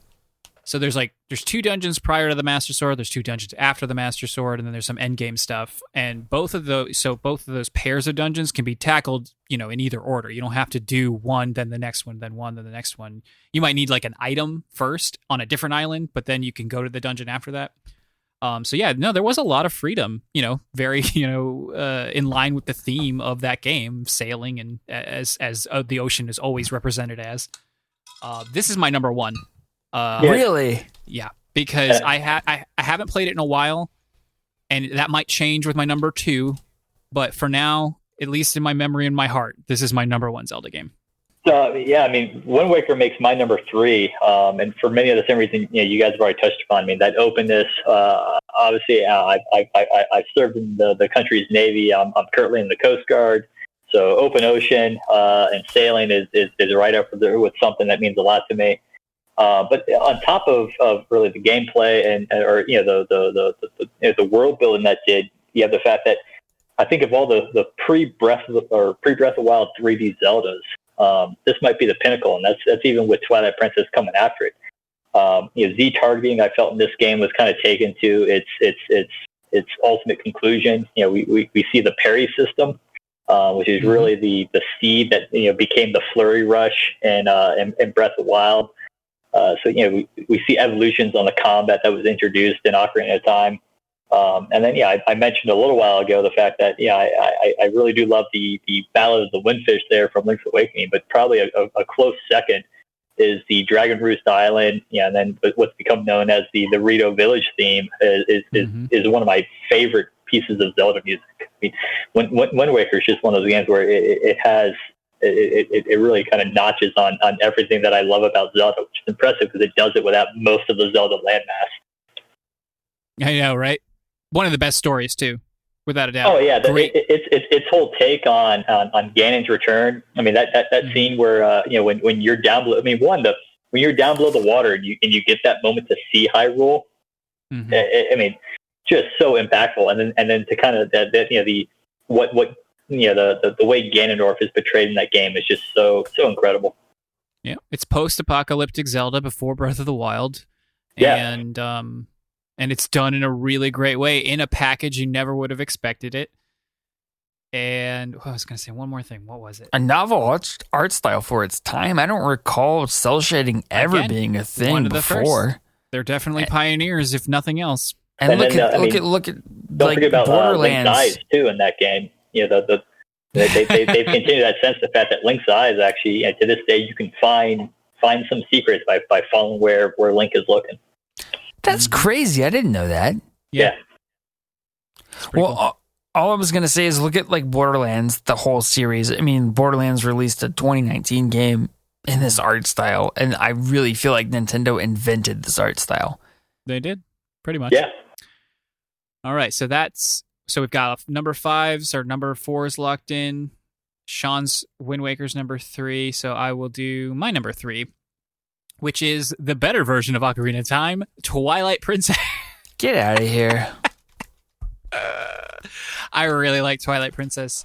A lot of this is nostalgia based. Not that Ocarina doesn't have nostalgia, but I'm old and I don't remember things super well. And so I have to pull from more recent memories, and Twilight Princess has a more recent memory. And the whole reason I think this entire topic got spawned was because I was talking about my memories with the Wii and getting it that night. Sean was there. Our good friend Robert was there. A couple other I remember people. That night. And we waited out, Target. To the next morning. Target, because we didn't have midnight releases yet then, or at least not for the console. So we had to wait until they opened at 6 or 7 or 8, whatever it was. It was the beginning of Thanksgiving break, our senior year, right? Yep, our senior year, and went home, passed out pretty much right away. But then for the whole week off, I played that game, and I think I beat it the next week, but I played 90% of it that first week. That's insane. I was dead to the world. I couldn't care less. Thanksgiving, who needs it? I was playing that game, and it just completely captivated me. I remember getting that game with the Wii, and then going home and playing like 4 hours, and then like passing out for a handful of hours, getting back up and going right back to playing that game. Mm-hmm. Sean, do you have this one ranked? I don't have this one ranked. And part of that will become apparent with my number one. But to me, there's a lot of things I love about Twilight Princess. I think Karch mentioned last week, and I agree with him on this, that it might be one of my favorite renditions of the world of Hyrule. But to me, it doesn't do enough to kind of like it. There's nothing unique about Twilight Princess after obviously the insanity that is Majora's Mask, and then really the kind of all that Wind Waker is. Twilight Princess almost felt like a step backwards to me. That's fair. It is very safe, if not very well. I mean, again, maybe not so much to some people, at least now especially, but it was a refined take on the formula. Very meaty, very, very big game. And I will say the most like magical, mystical version of Zelda I feel like we've ever had of Hyrule and the Twilight. I was about to call it Twilight Zone, the Twilight Realm, or whatever they called it. Not to mention, I did not play this game very much at all. Like I said, actually, I don't know if I said this on anything that will be captured, but I did not own a Wii. My brother had a Wii, so when I would come home from college, that's the opportunity that I had to play any Wii games. It was kind of few and far between, but I saw a little bit of this game being played. And one thing to note about it is that it was a cross-gen game, but to me at least, it felt like it was developed more for the GameCube. Whereas for Breath of the Wild, that might actually be my biggest gripe as the Southpaw here in this podcast is when Twilight Princess went from the GameCube to the Wii, Link went from being left-handed to right-handed, and he has been right-handed ever since. And I feel betrayed. I lost my one awesome left-handed hero. I just never thought of that. Yeah, for the motion controls, and then they just stuck with it. Interesting. And funny enough, like people like the GameCube version better because he is left-handed, right? In the GameCube version. Yep. And if I recall, like the water graphics are better in the GameCube version. I remember that being something that stuck out. The Wii is a GameCube basically under the hood, but maybe even just a little bit weaker. That's how crazy that console is. On top of everything else, it's basically just a GameCube, but not actually quite as good. So you are right about that, Jason. With power PC architecture, it's wild. Yeah. All right. So Sean's number 3. That was my number 3. Sean's is the Wind Waker. Jason, what is your number 3? Neither of you are going to like this, but you have to understand the context that I played it in. Link Between Worlds for the 3DS. Now, this was my first 2D Zelda game. I had never played a 2D Zelda game before this. And I loved it. I thought it was so novel. I loved the mechanic, and some would call it a gimmick, of being able to go into the truly flat versus like the 2.5D. I never think too highly of like stories in Zelda, but I thought it was pretty interesting. I loved everything about it. I loved the exploration. I loved like I'll call it Metroidvania components of it, where you would find this part of the map that you couldn't get to until you unlock this other item. It's like I had never experienced that in a 2D Zelda game before, because like I said, this was my first 2D Zelda, and my wife bought it for me as a birthday present. On a year we were like moving, so I got to play it during Relo, where we were moving cross country, and every night we'd stop in the hotel, and I just put like 2 or 3 hours into it. And so like I can't decouple that memory from the game itself. And I remember beating it on that trip. It was probably one of the fastest games I had ever beaten, because I just like, you have to understand, the 3DS was the first console that I bought post-college. So I went from like 2007 entering college till like 2012 not owning a console. So 7 to 8, 9, 10, 11, 12. 5 years not owning a console. And then I bought the 3DS, and then I get this awesome Zelda game at a time where I can sink so much time into gaming that I had just not had for 5 years. And so, like, to me, amazing. I loved it. I don't know, probably neither of you have this one ranked. This was probably just a whatever game to you two, but this one was meaningful to me. So Link Between Worlds is one of the few Zeldas I haven't played. I never owned a 3DS because it was kind of that college era. And by the time I'd left and got into the Navy, all that, I never bought a 3DS. It's one I've always really wanted to play because my understanding is it's actually supposed to be like a sequel to Link to the Past, kind of the same way that Majora's Mask was a sequel to Ocarina of Time. So it's one of those ones that if I could get the opportunity to go back and play it, I really would like to go play it. I would recommend it. I have this ranked at the very, very bottom of my list. Huh. And that's mostly as a joke because it's, once you get to the bottom, like 5, it's hard to really pick. But I didn't dislike this game at all. I just didn't find anything about it worth playing over A Link to the Past because it's a sequel, like you said, Sean, but it offers nothing new. Like, I don't find the story. I literally don't remember anything about it. Like, and that's its biggest mark against it. I have no memory of this game. I played it. I beat it. Sean, you got it for my birthday or Christmas or something. It was a gift from you to me. I forgot about that. I enjoyed my time with it because it's a well-made game and it's Zelda and all that stuff. But like, I could not tell you what happens in that game. I don't know the story. I remember I remember the puzzles. I remember really enjoying the dungeons because you had to go into this 2D mode and solve these puzzles to traverse to like the next part of the dungeon. Mm-hmm. That's what I love in general about like the 2D Zeldas. You get to some of these later era 2D Zeldas, and they're it's so refined by that point that they're just very enjoyable. Even when they're not something special, they're very enjoyable games to play. Agreed. So that was my number 3, and you guys have both shown your number 3. So I think we're on number 2s now. Yep, Jason, you already said Ocarina. Yep, so I already said Ocarina. My number 2 is Breath of the Wild. Yeah, I'm the same. Yep. Which I believe that leaves your number 1, Jason. You don't want to talk about Breath of the Wild? No, I'm saying that is your number 1. That's your that is my number 1. All right, so that's our 2, 2, and 1. So let's talk, because we've never talked about that before on this show. Let's see, 2, 2. All right. I can't believe you ranked Wind Waker over Breath of the Wild, Karch. That's that.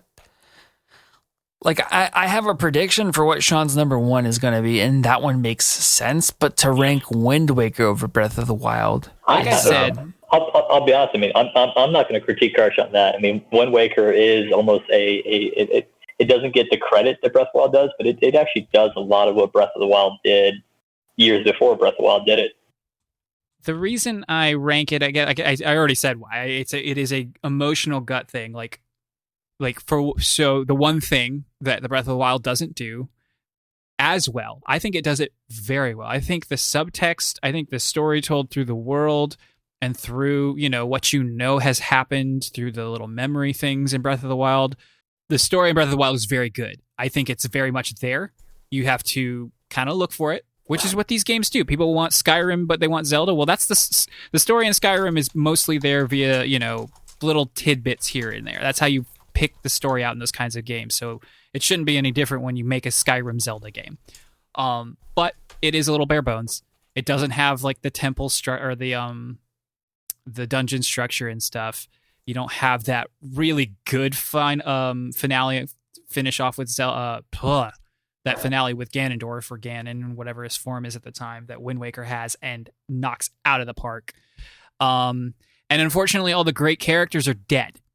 And so it really limits who you get to talk to outside of, a couple people at the beginning who then have no place throughout the rest of the game. You meet Impa really early on, and then you never have to talk to her again. Similar Sheikah people, again, never have to talk to him again. There's Beetle, who's that traveling merchant guy, and he's great, but he's just comedic. And so for the most part, it's just a little weaker in that regard. Whereas you have the King of Red Lions and what's her name? Terra? Who eventually becomes Princess Zelda in the Wind Waker. So that's nostalgia plus those reasons are why I put it just a slight bit above Breath of the Wild. And I'll have to play the Wind Waker again to really know if that's still true. But that said, the Breath of the Wild is a phenomenal game. It is a perfect game. I put 85 hours into it, and I just started recently replaying it because I was just feeling nostalgic for it. And Did you put 85 hours into Wind Waker, Karch? No. Exactly. Close to it, because finding those Triforce pieces took forever. But Sean, I'm interested Jason. to see. There's an inevitable HD remake coming to Switch. I mean, I'm saying Dude, that obviously. Fingers crossed. I hope so. Yeah, and we'll all replay it at that point, and we'll see what we think. But I think you've got nostalgia goggles on there. Yeah. Okay. I think what's great about Breath of the Wild is it has absolutely fantastic kind of environmental and atmospheric storytelling. You sit there and you wander around, just like the ruins of what you eventually kind of figure out is Lon Lon Ranch, and seeing the ruins of Hyrule and the Akalaka Fortress, where you're able to kind of infer that Hyrule made its last stand against the Guardians and Ganondorf's corruption or Ganon's corruption. And Breath of the Wild does that great aspect of kind of dropping you into this world where you're like, things have happened. And then letting you kind of deal with it and assess it out. And that makes for a really enjoyable game. I think I've dropped over 100 hours into Breath of the Wild. I also feel, Breath of the Wild, it might be the most open world of open world games. I haven't played any open world game that has kind of the freeform climbing that you get in Breath of the Wild. Agreed. So when you talk about your ability to go anywhere, Breath of the Wild did that. If you could see something on the map, you could go to it. Now, you might have to drink a half dozen stamina potions and wear some climbing gear to get there. But as opposed to any other game where climbing was kind of long, it's like the Assassin's Creed or the Uncharted, where it's like a long prescribed routes. Breath of the Wild lets you go there, and so that freedom was incredible. I agree. I do agree that it's straight storytelling, as you've seen some of the past Zeldas. Wasn't quite there, but this is a game. I'm interested to see the next couple Zeldas after Breath of the Wild, to see if is Breath of the Wild going to kind of become the standard of the Zelda, the way Link to the Past became the standard upon which several other games have been built, or if we're going to see Zelda kind of shift back towards its more traditional formula. I'm interested to see that too. What I will say that, like, I had Breath of the Wild #1 for me, and I think what was unique, it was interesting in kind of the same way that every single one of these games has kind of been like a unique time in my life. Ocarina of Time being my first Zelda game ever. Link Between Worlds being kind of my re-entry back into gaming. Buying the 3DS as my first console out of college after kind of like a 5-year hiatus. And then I kind of went through another period of my life where I didn't really play a ton of games until I bought the Switch, and it got me back into it. And then I got the Breath of the Wild around the same time that my son was born in December of 2016, and this came out like March 2017. So like I have so many memories of holding my son in my like forearm cradle and then holding the Switch with my my palms, and so just playing that thing with my kid there, and so like to me this game was just incredible. And this again is to me Nintendo teaching the industry how to make these types of games, because where you see everybody else making these what they call open world games, Nintendo deemed these like quote unquote open air games. And for the first go ahead. I was going to say, for the first time, they weren't the first ones there, but then they still showed them how it's done, at least in one way. Like, some people enjoy the checkbox. I don't. Yeah, I don't either. Ghost of Tsushima kind of straddles the line between the checkbox and then the more open air. It leans a little bit more towards the checkbox, especially as you get into it. But, playing that gives me strong Breath of the Wild vibes, where something like Horizon didn't. Horizon's a good game, but it's not Breath of the Wild. Assassin's Creed Odyssey is not Breath of the Wild. It's so weird. I don't typically like those games, but it made me appreciate what aimlessness can do for a game, which is not something I usually enjoy. Yeah, so the students. So before playing this game, I had gotten burnt out on the open world games, and largely that was from playing like the Assassin's Creed, where it was like I got tired of just like, oh, let me run up to this guy, run up to this, get it done, and just trying to get completion. So for Breath of the Wild to have this, where almost meandering around the world was just its own enjoyable experience because the world was that beautiful and that enjoyable was so nice. And really for me, Breath of the Wild is that's my return to Nintendo. I graduated from college. I didn't get a 3DS. I didn't get a Wii U. My younger brother at the time was playing on the 360, so I picked up the 360, and that was kind of my way to stay in touch with him. And then ultimately a couple of buddies from college, and that's where I got into playing Halo Reach, Halo 4, eventually the Titanfalls and all that. Breath of the Wild was a game where like the Switch came out, and I was like, hey, I think I want to get a Switch, and then Breath of the Wild came out, and it was like, I don't care how much money I have to pay. Somebody get me a Switch right now. Like I am back, and between I remember playing Breath of the Wild and playing Mario Odyssey. It was like, all right, yeah, no, I have been reminded why I am a Nintendo fanboy at the end of the day. These are the games that I love, and these are the games done in a way that I think is the best way to do them. Same.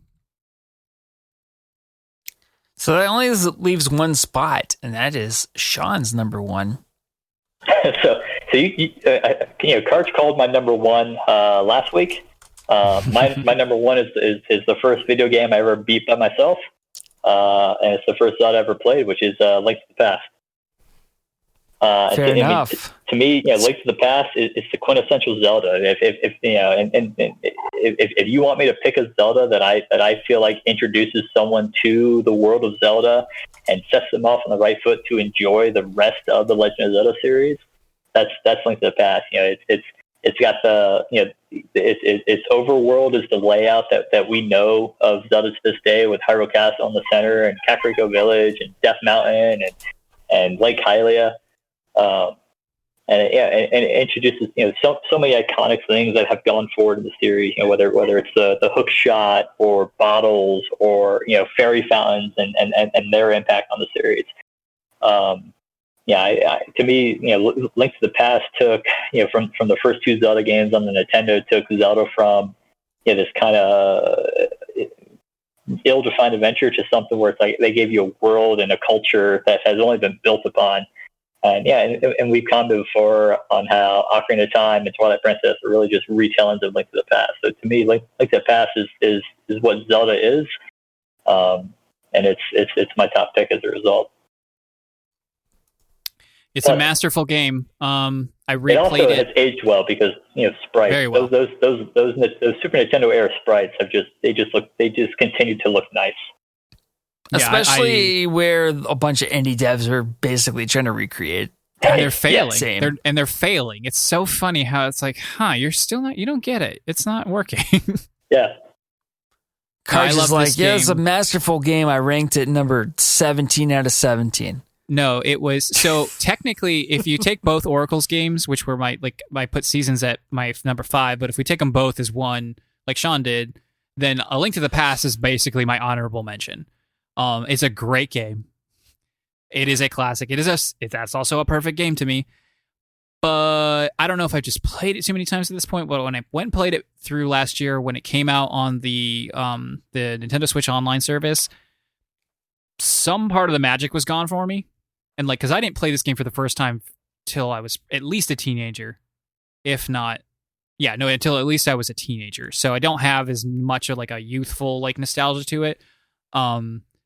And I don't know, there was just something slightly tedious about it that rubbed me the wrong way. And that was I just feel like we've gotten to the point where 3D Zeldas or newer 2D Zeldas are just, to me at least, better than this.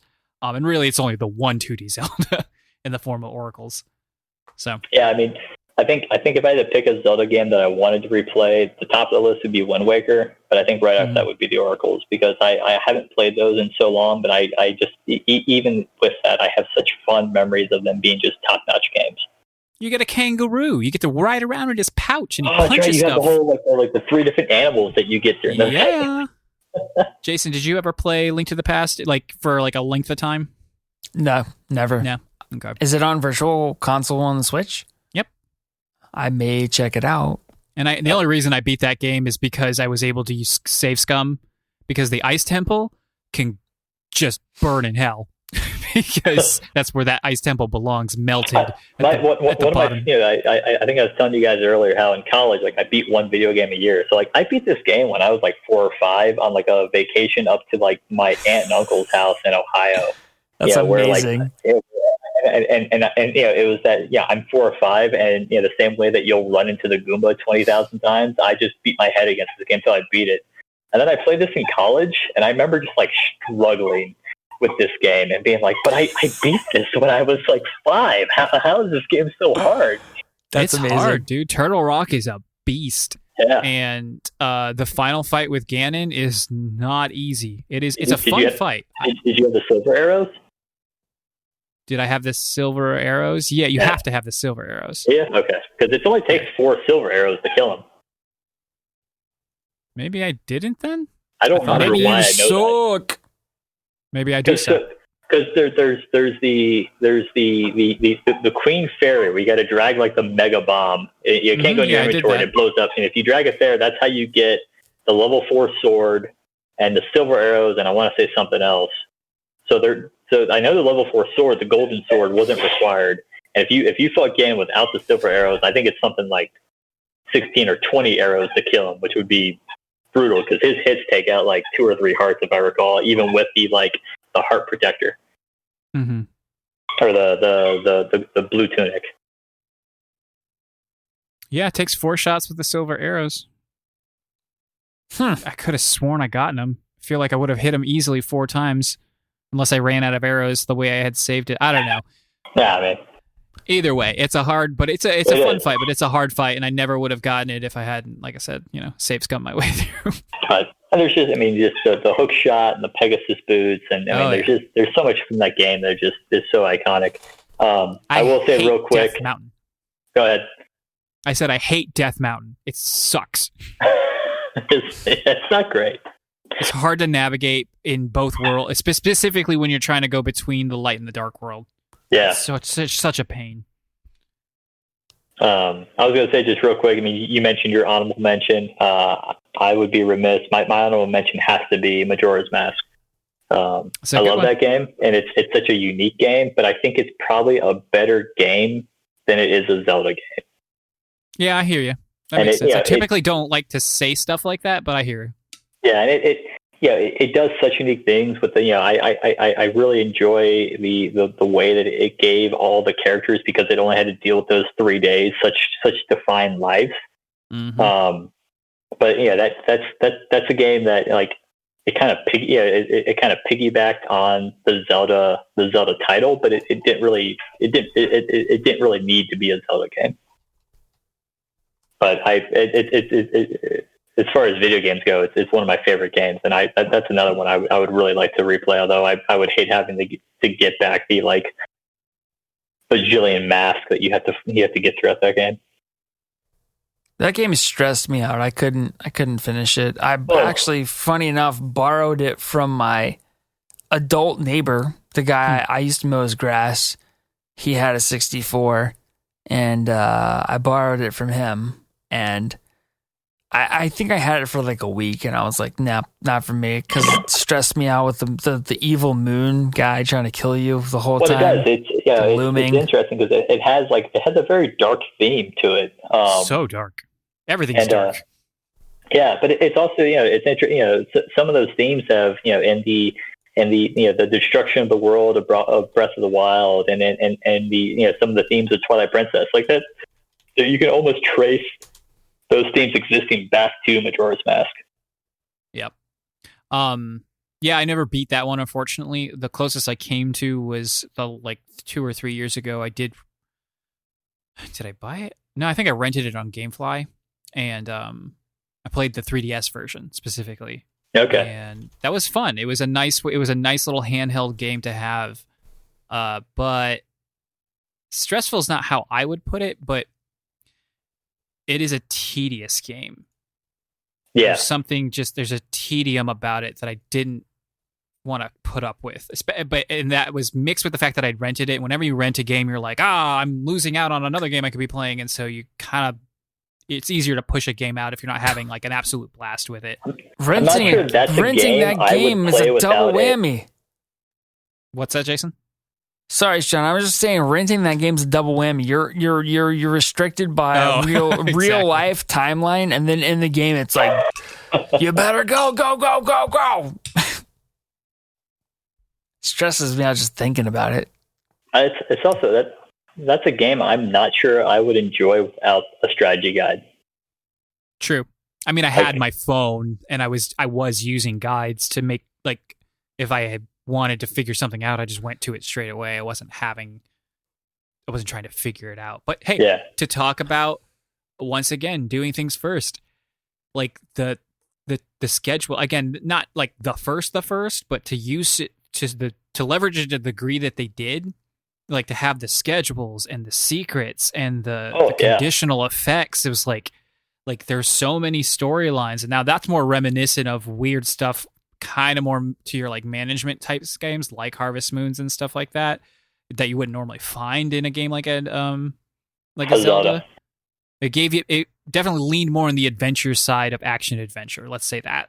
All right, now it's time to rank the games.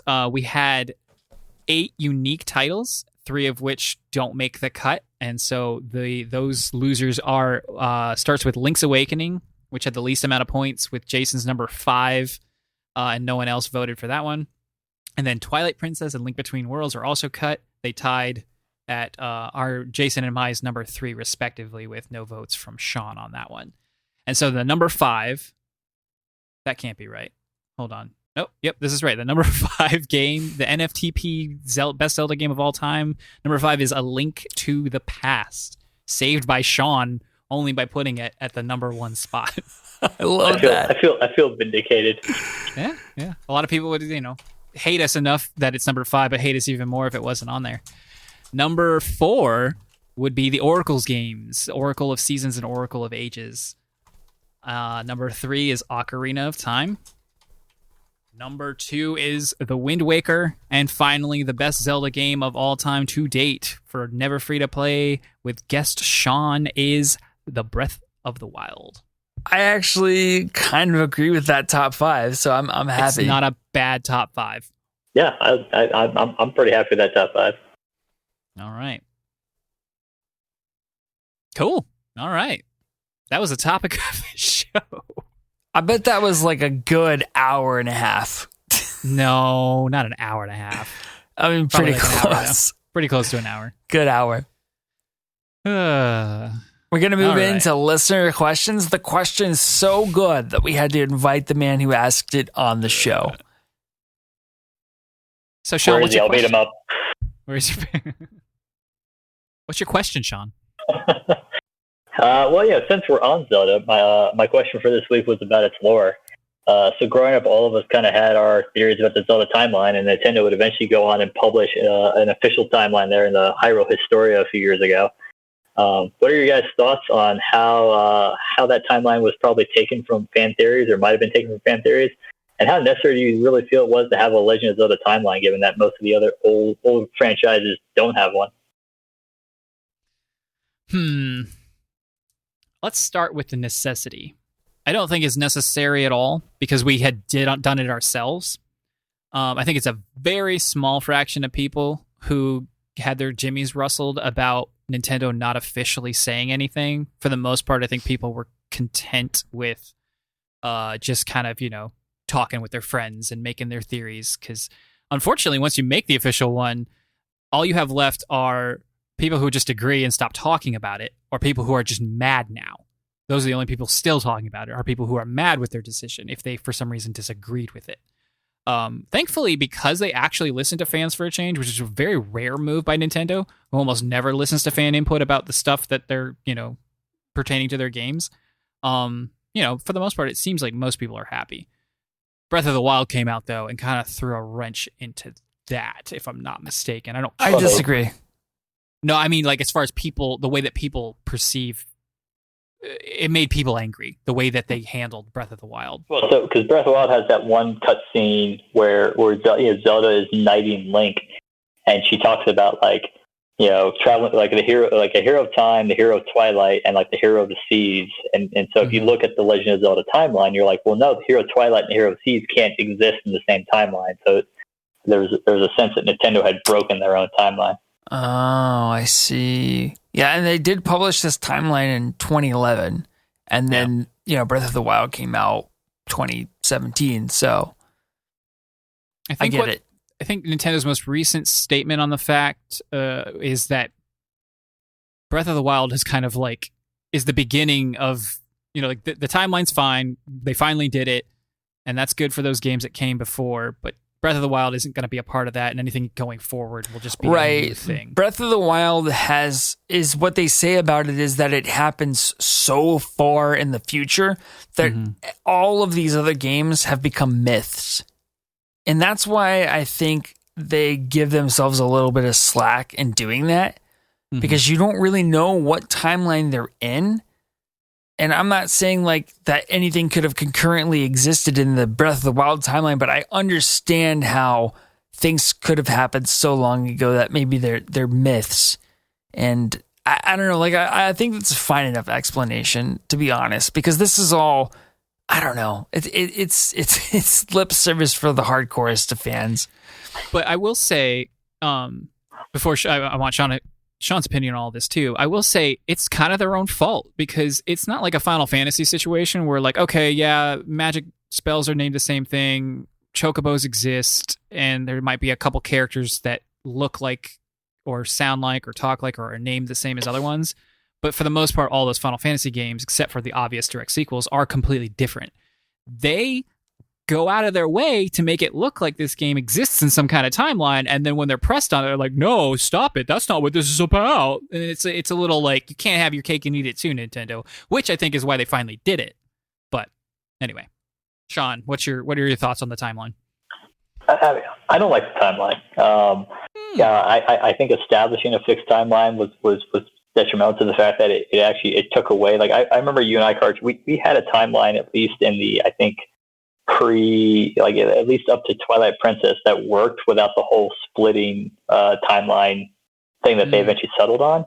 And I mean, I could always bite off on the, all right, you have the timeline going forward from Child Link and the timeline going forward from Adult Link from Ocarina of Time. The whole branch of the heroes defeated, to me, is like, all right, so you just built in the multiverse. It's like, so every time that I got killed by a Stalfos or a Stalfos, did that create its own timeline?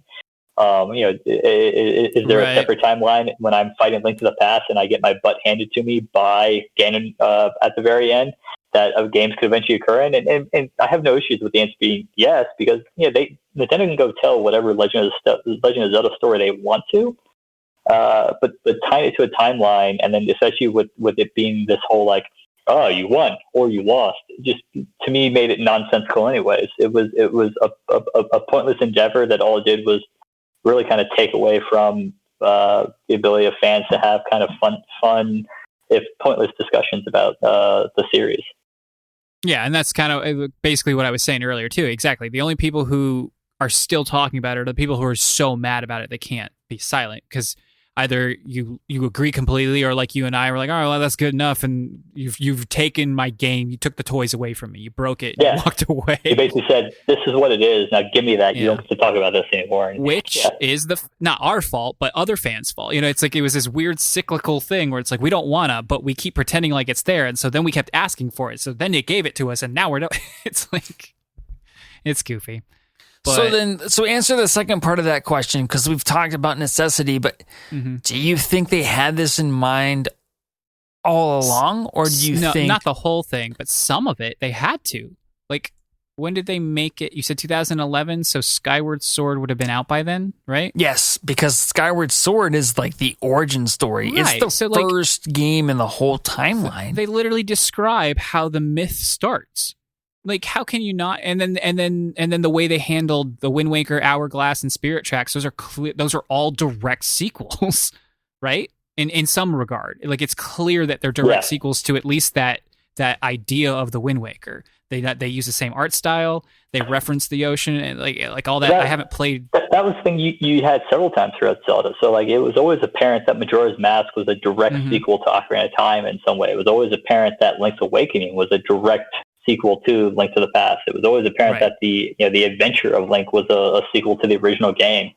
So like, you had these small areas within all the games. I was like, oh, these have a little bit of storyline to them, but the way they linked up was I mean, never all that important to me. I mean, yeah, it's cool that Skyward Sword is kind of the establishment of the Legend of Zelda mythos, but I don't need to know that Minish Cap is before Ocarina of Time. Like, that's all right, cool. I mean, that also doesn't make sense because there's like a Malin in Minish Cap and a Malin and a Talon and like an Inigo. Like, it's, I mean, and part of that is because, I mean, some of these games, Minish Cap, the Oracles were Capcom games, and then you have like the Four Swords games, and they're completely their own little oddity that very clearly wasn't really made with an eye towards fitting into an overall storyline as much as they were just making fun games. So the answer, Jason, is yes and no. And I can buy that like that Nintendo had some semblance of like a timeline going through this, and then, they just kind of fit in the other pieces where they thought it made sense, even though they weren't intended to be part of the timeline. Yeah. Speaking of Minish Cap being another Capcom game, I had forgotten that Capcom made that game. Also really, really good. Yeah, I like Minish Cap. Give Zelda back to Capcom.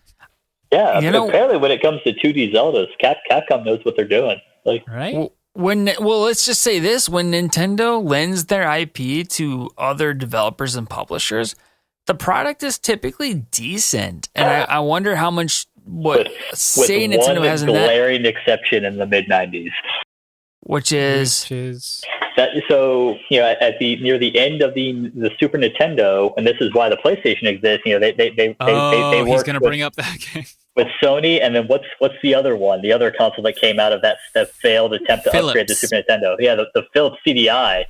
And Philips somehow, in the course of that, got rights to some of Nintendo's IP for a limited period of time. So they put out like 3 kind of like almost like choose your own adventure style Zelda games that were just awful. Like the Legend of Zelda cartoon, Excuse Me Princess, awful.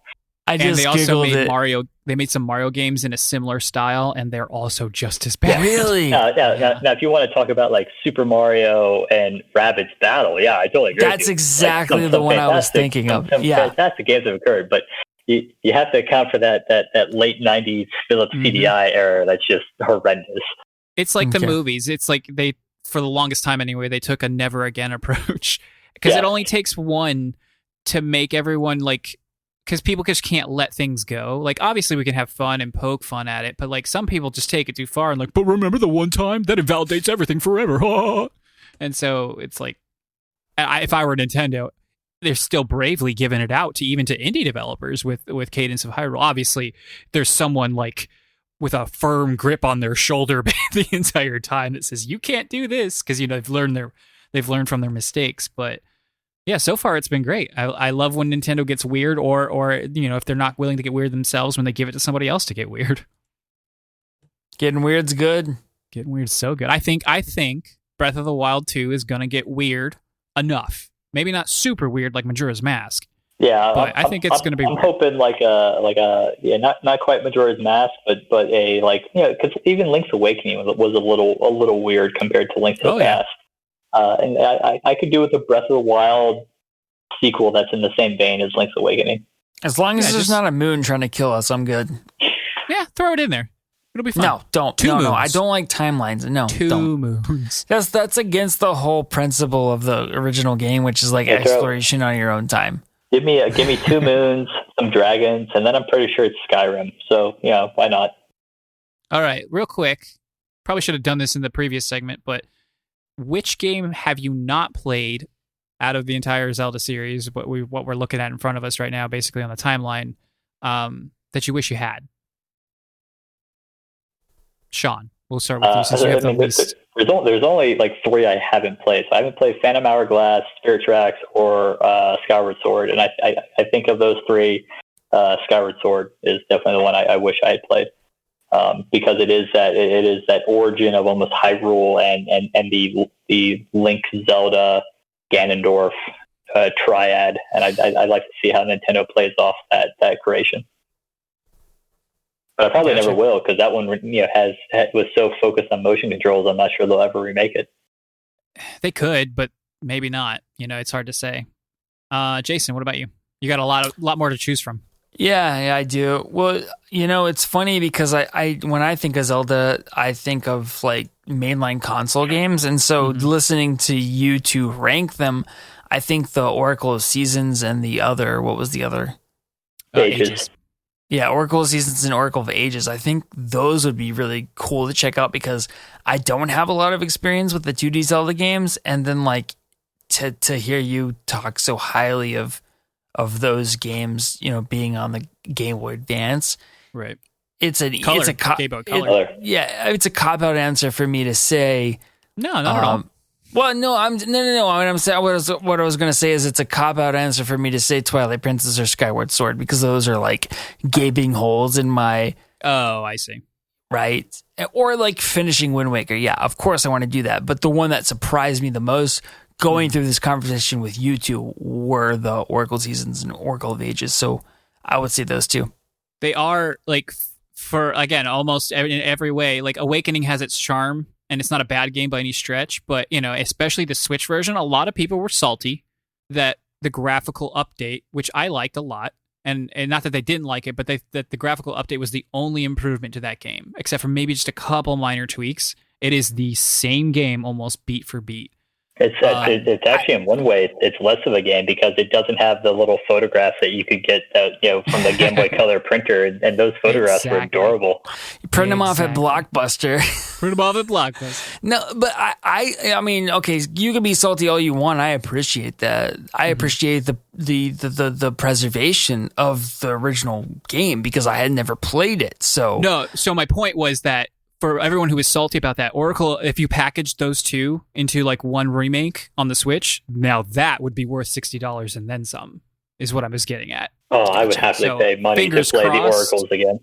Yeah, fingers crossed they want to make some easy cash, because if I'm not mistaken, the Link's Awakening remake was pretty successful, at least for what they wanted it to be. So hopefully they could capitalize again on, remaking a really good game stuck on a Game Boy.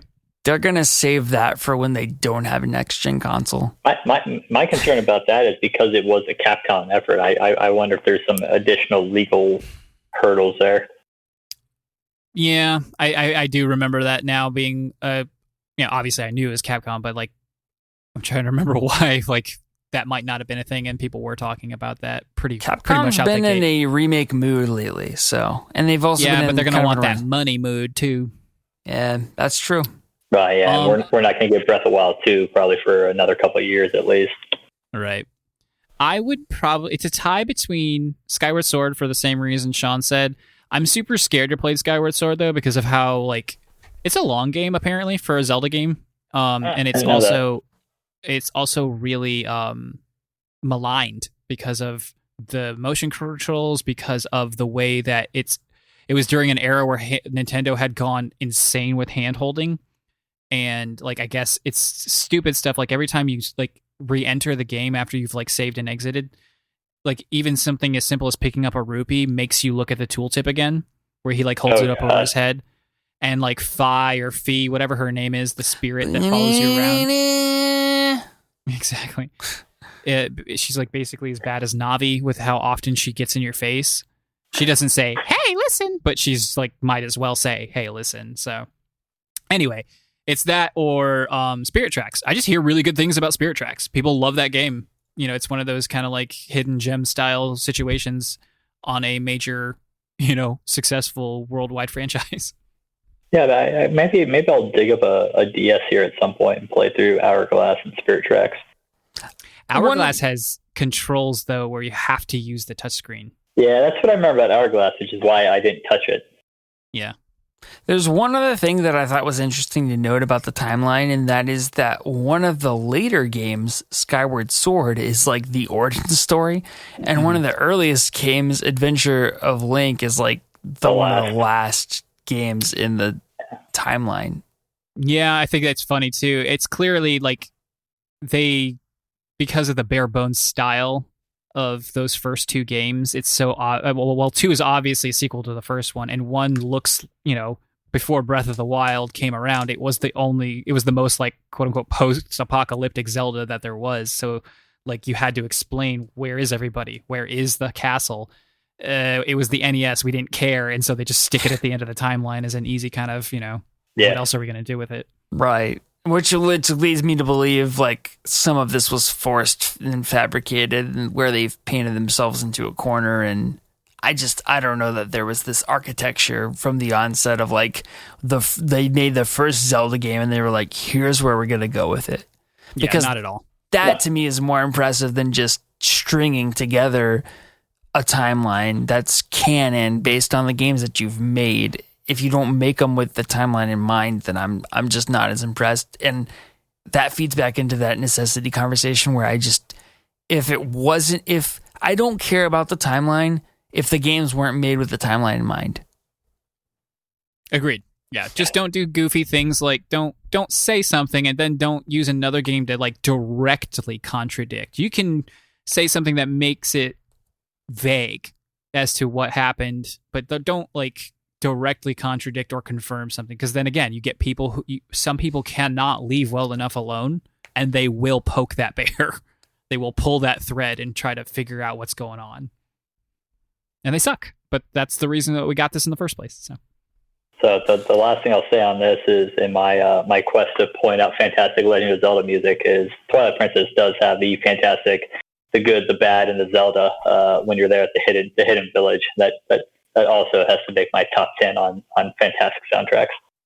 I remember the village. I don't remember the soundtrack. I'll have to go look it up. It sounds like it came out of like a Clint Eastwood movie crossed with The Legend of Zelda. It's when you're clearing the bokoblins out of the hidden village, and it's just fantastic.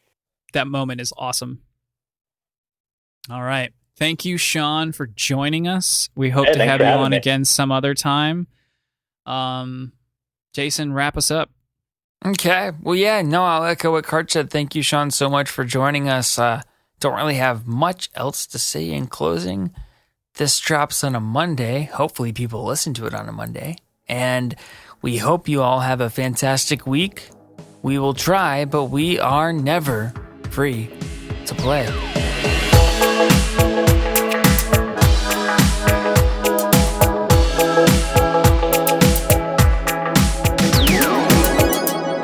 We'll just do it over. We're going to restart the whole episode.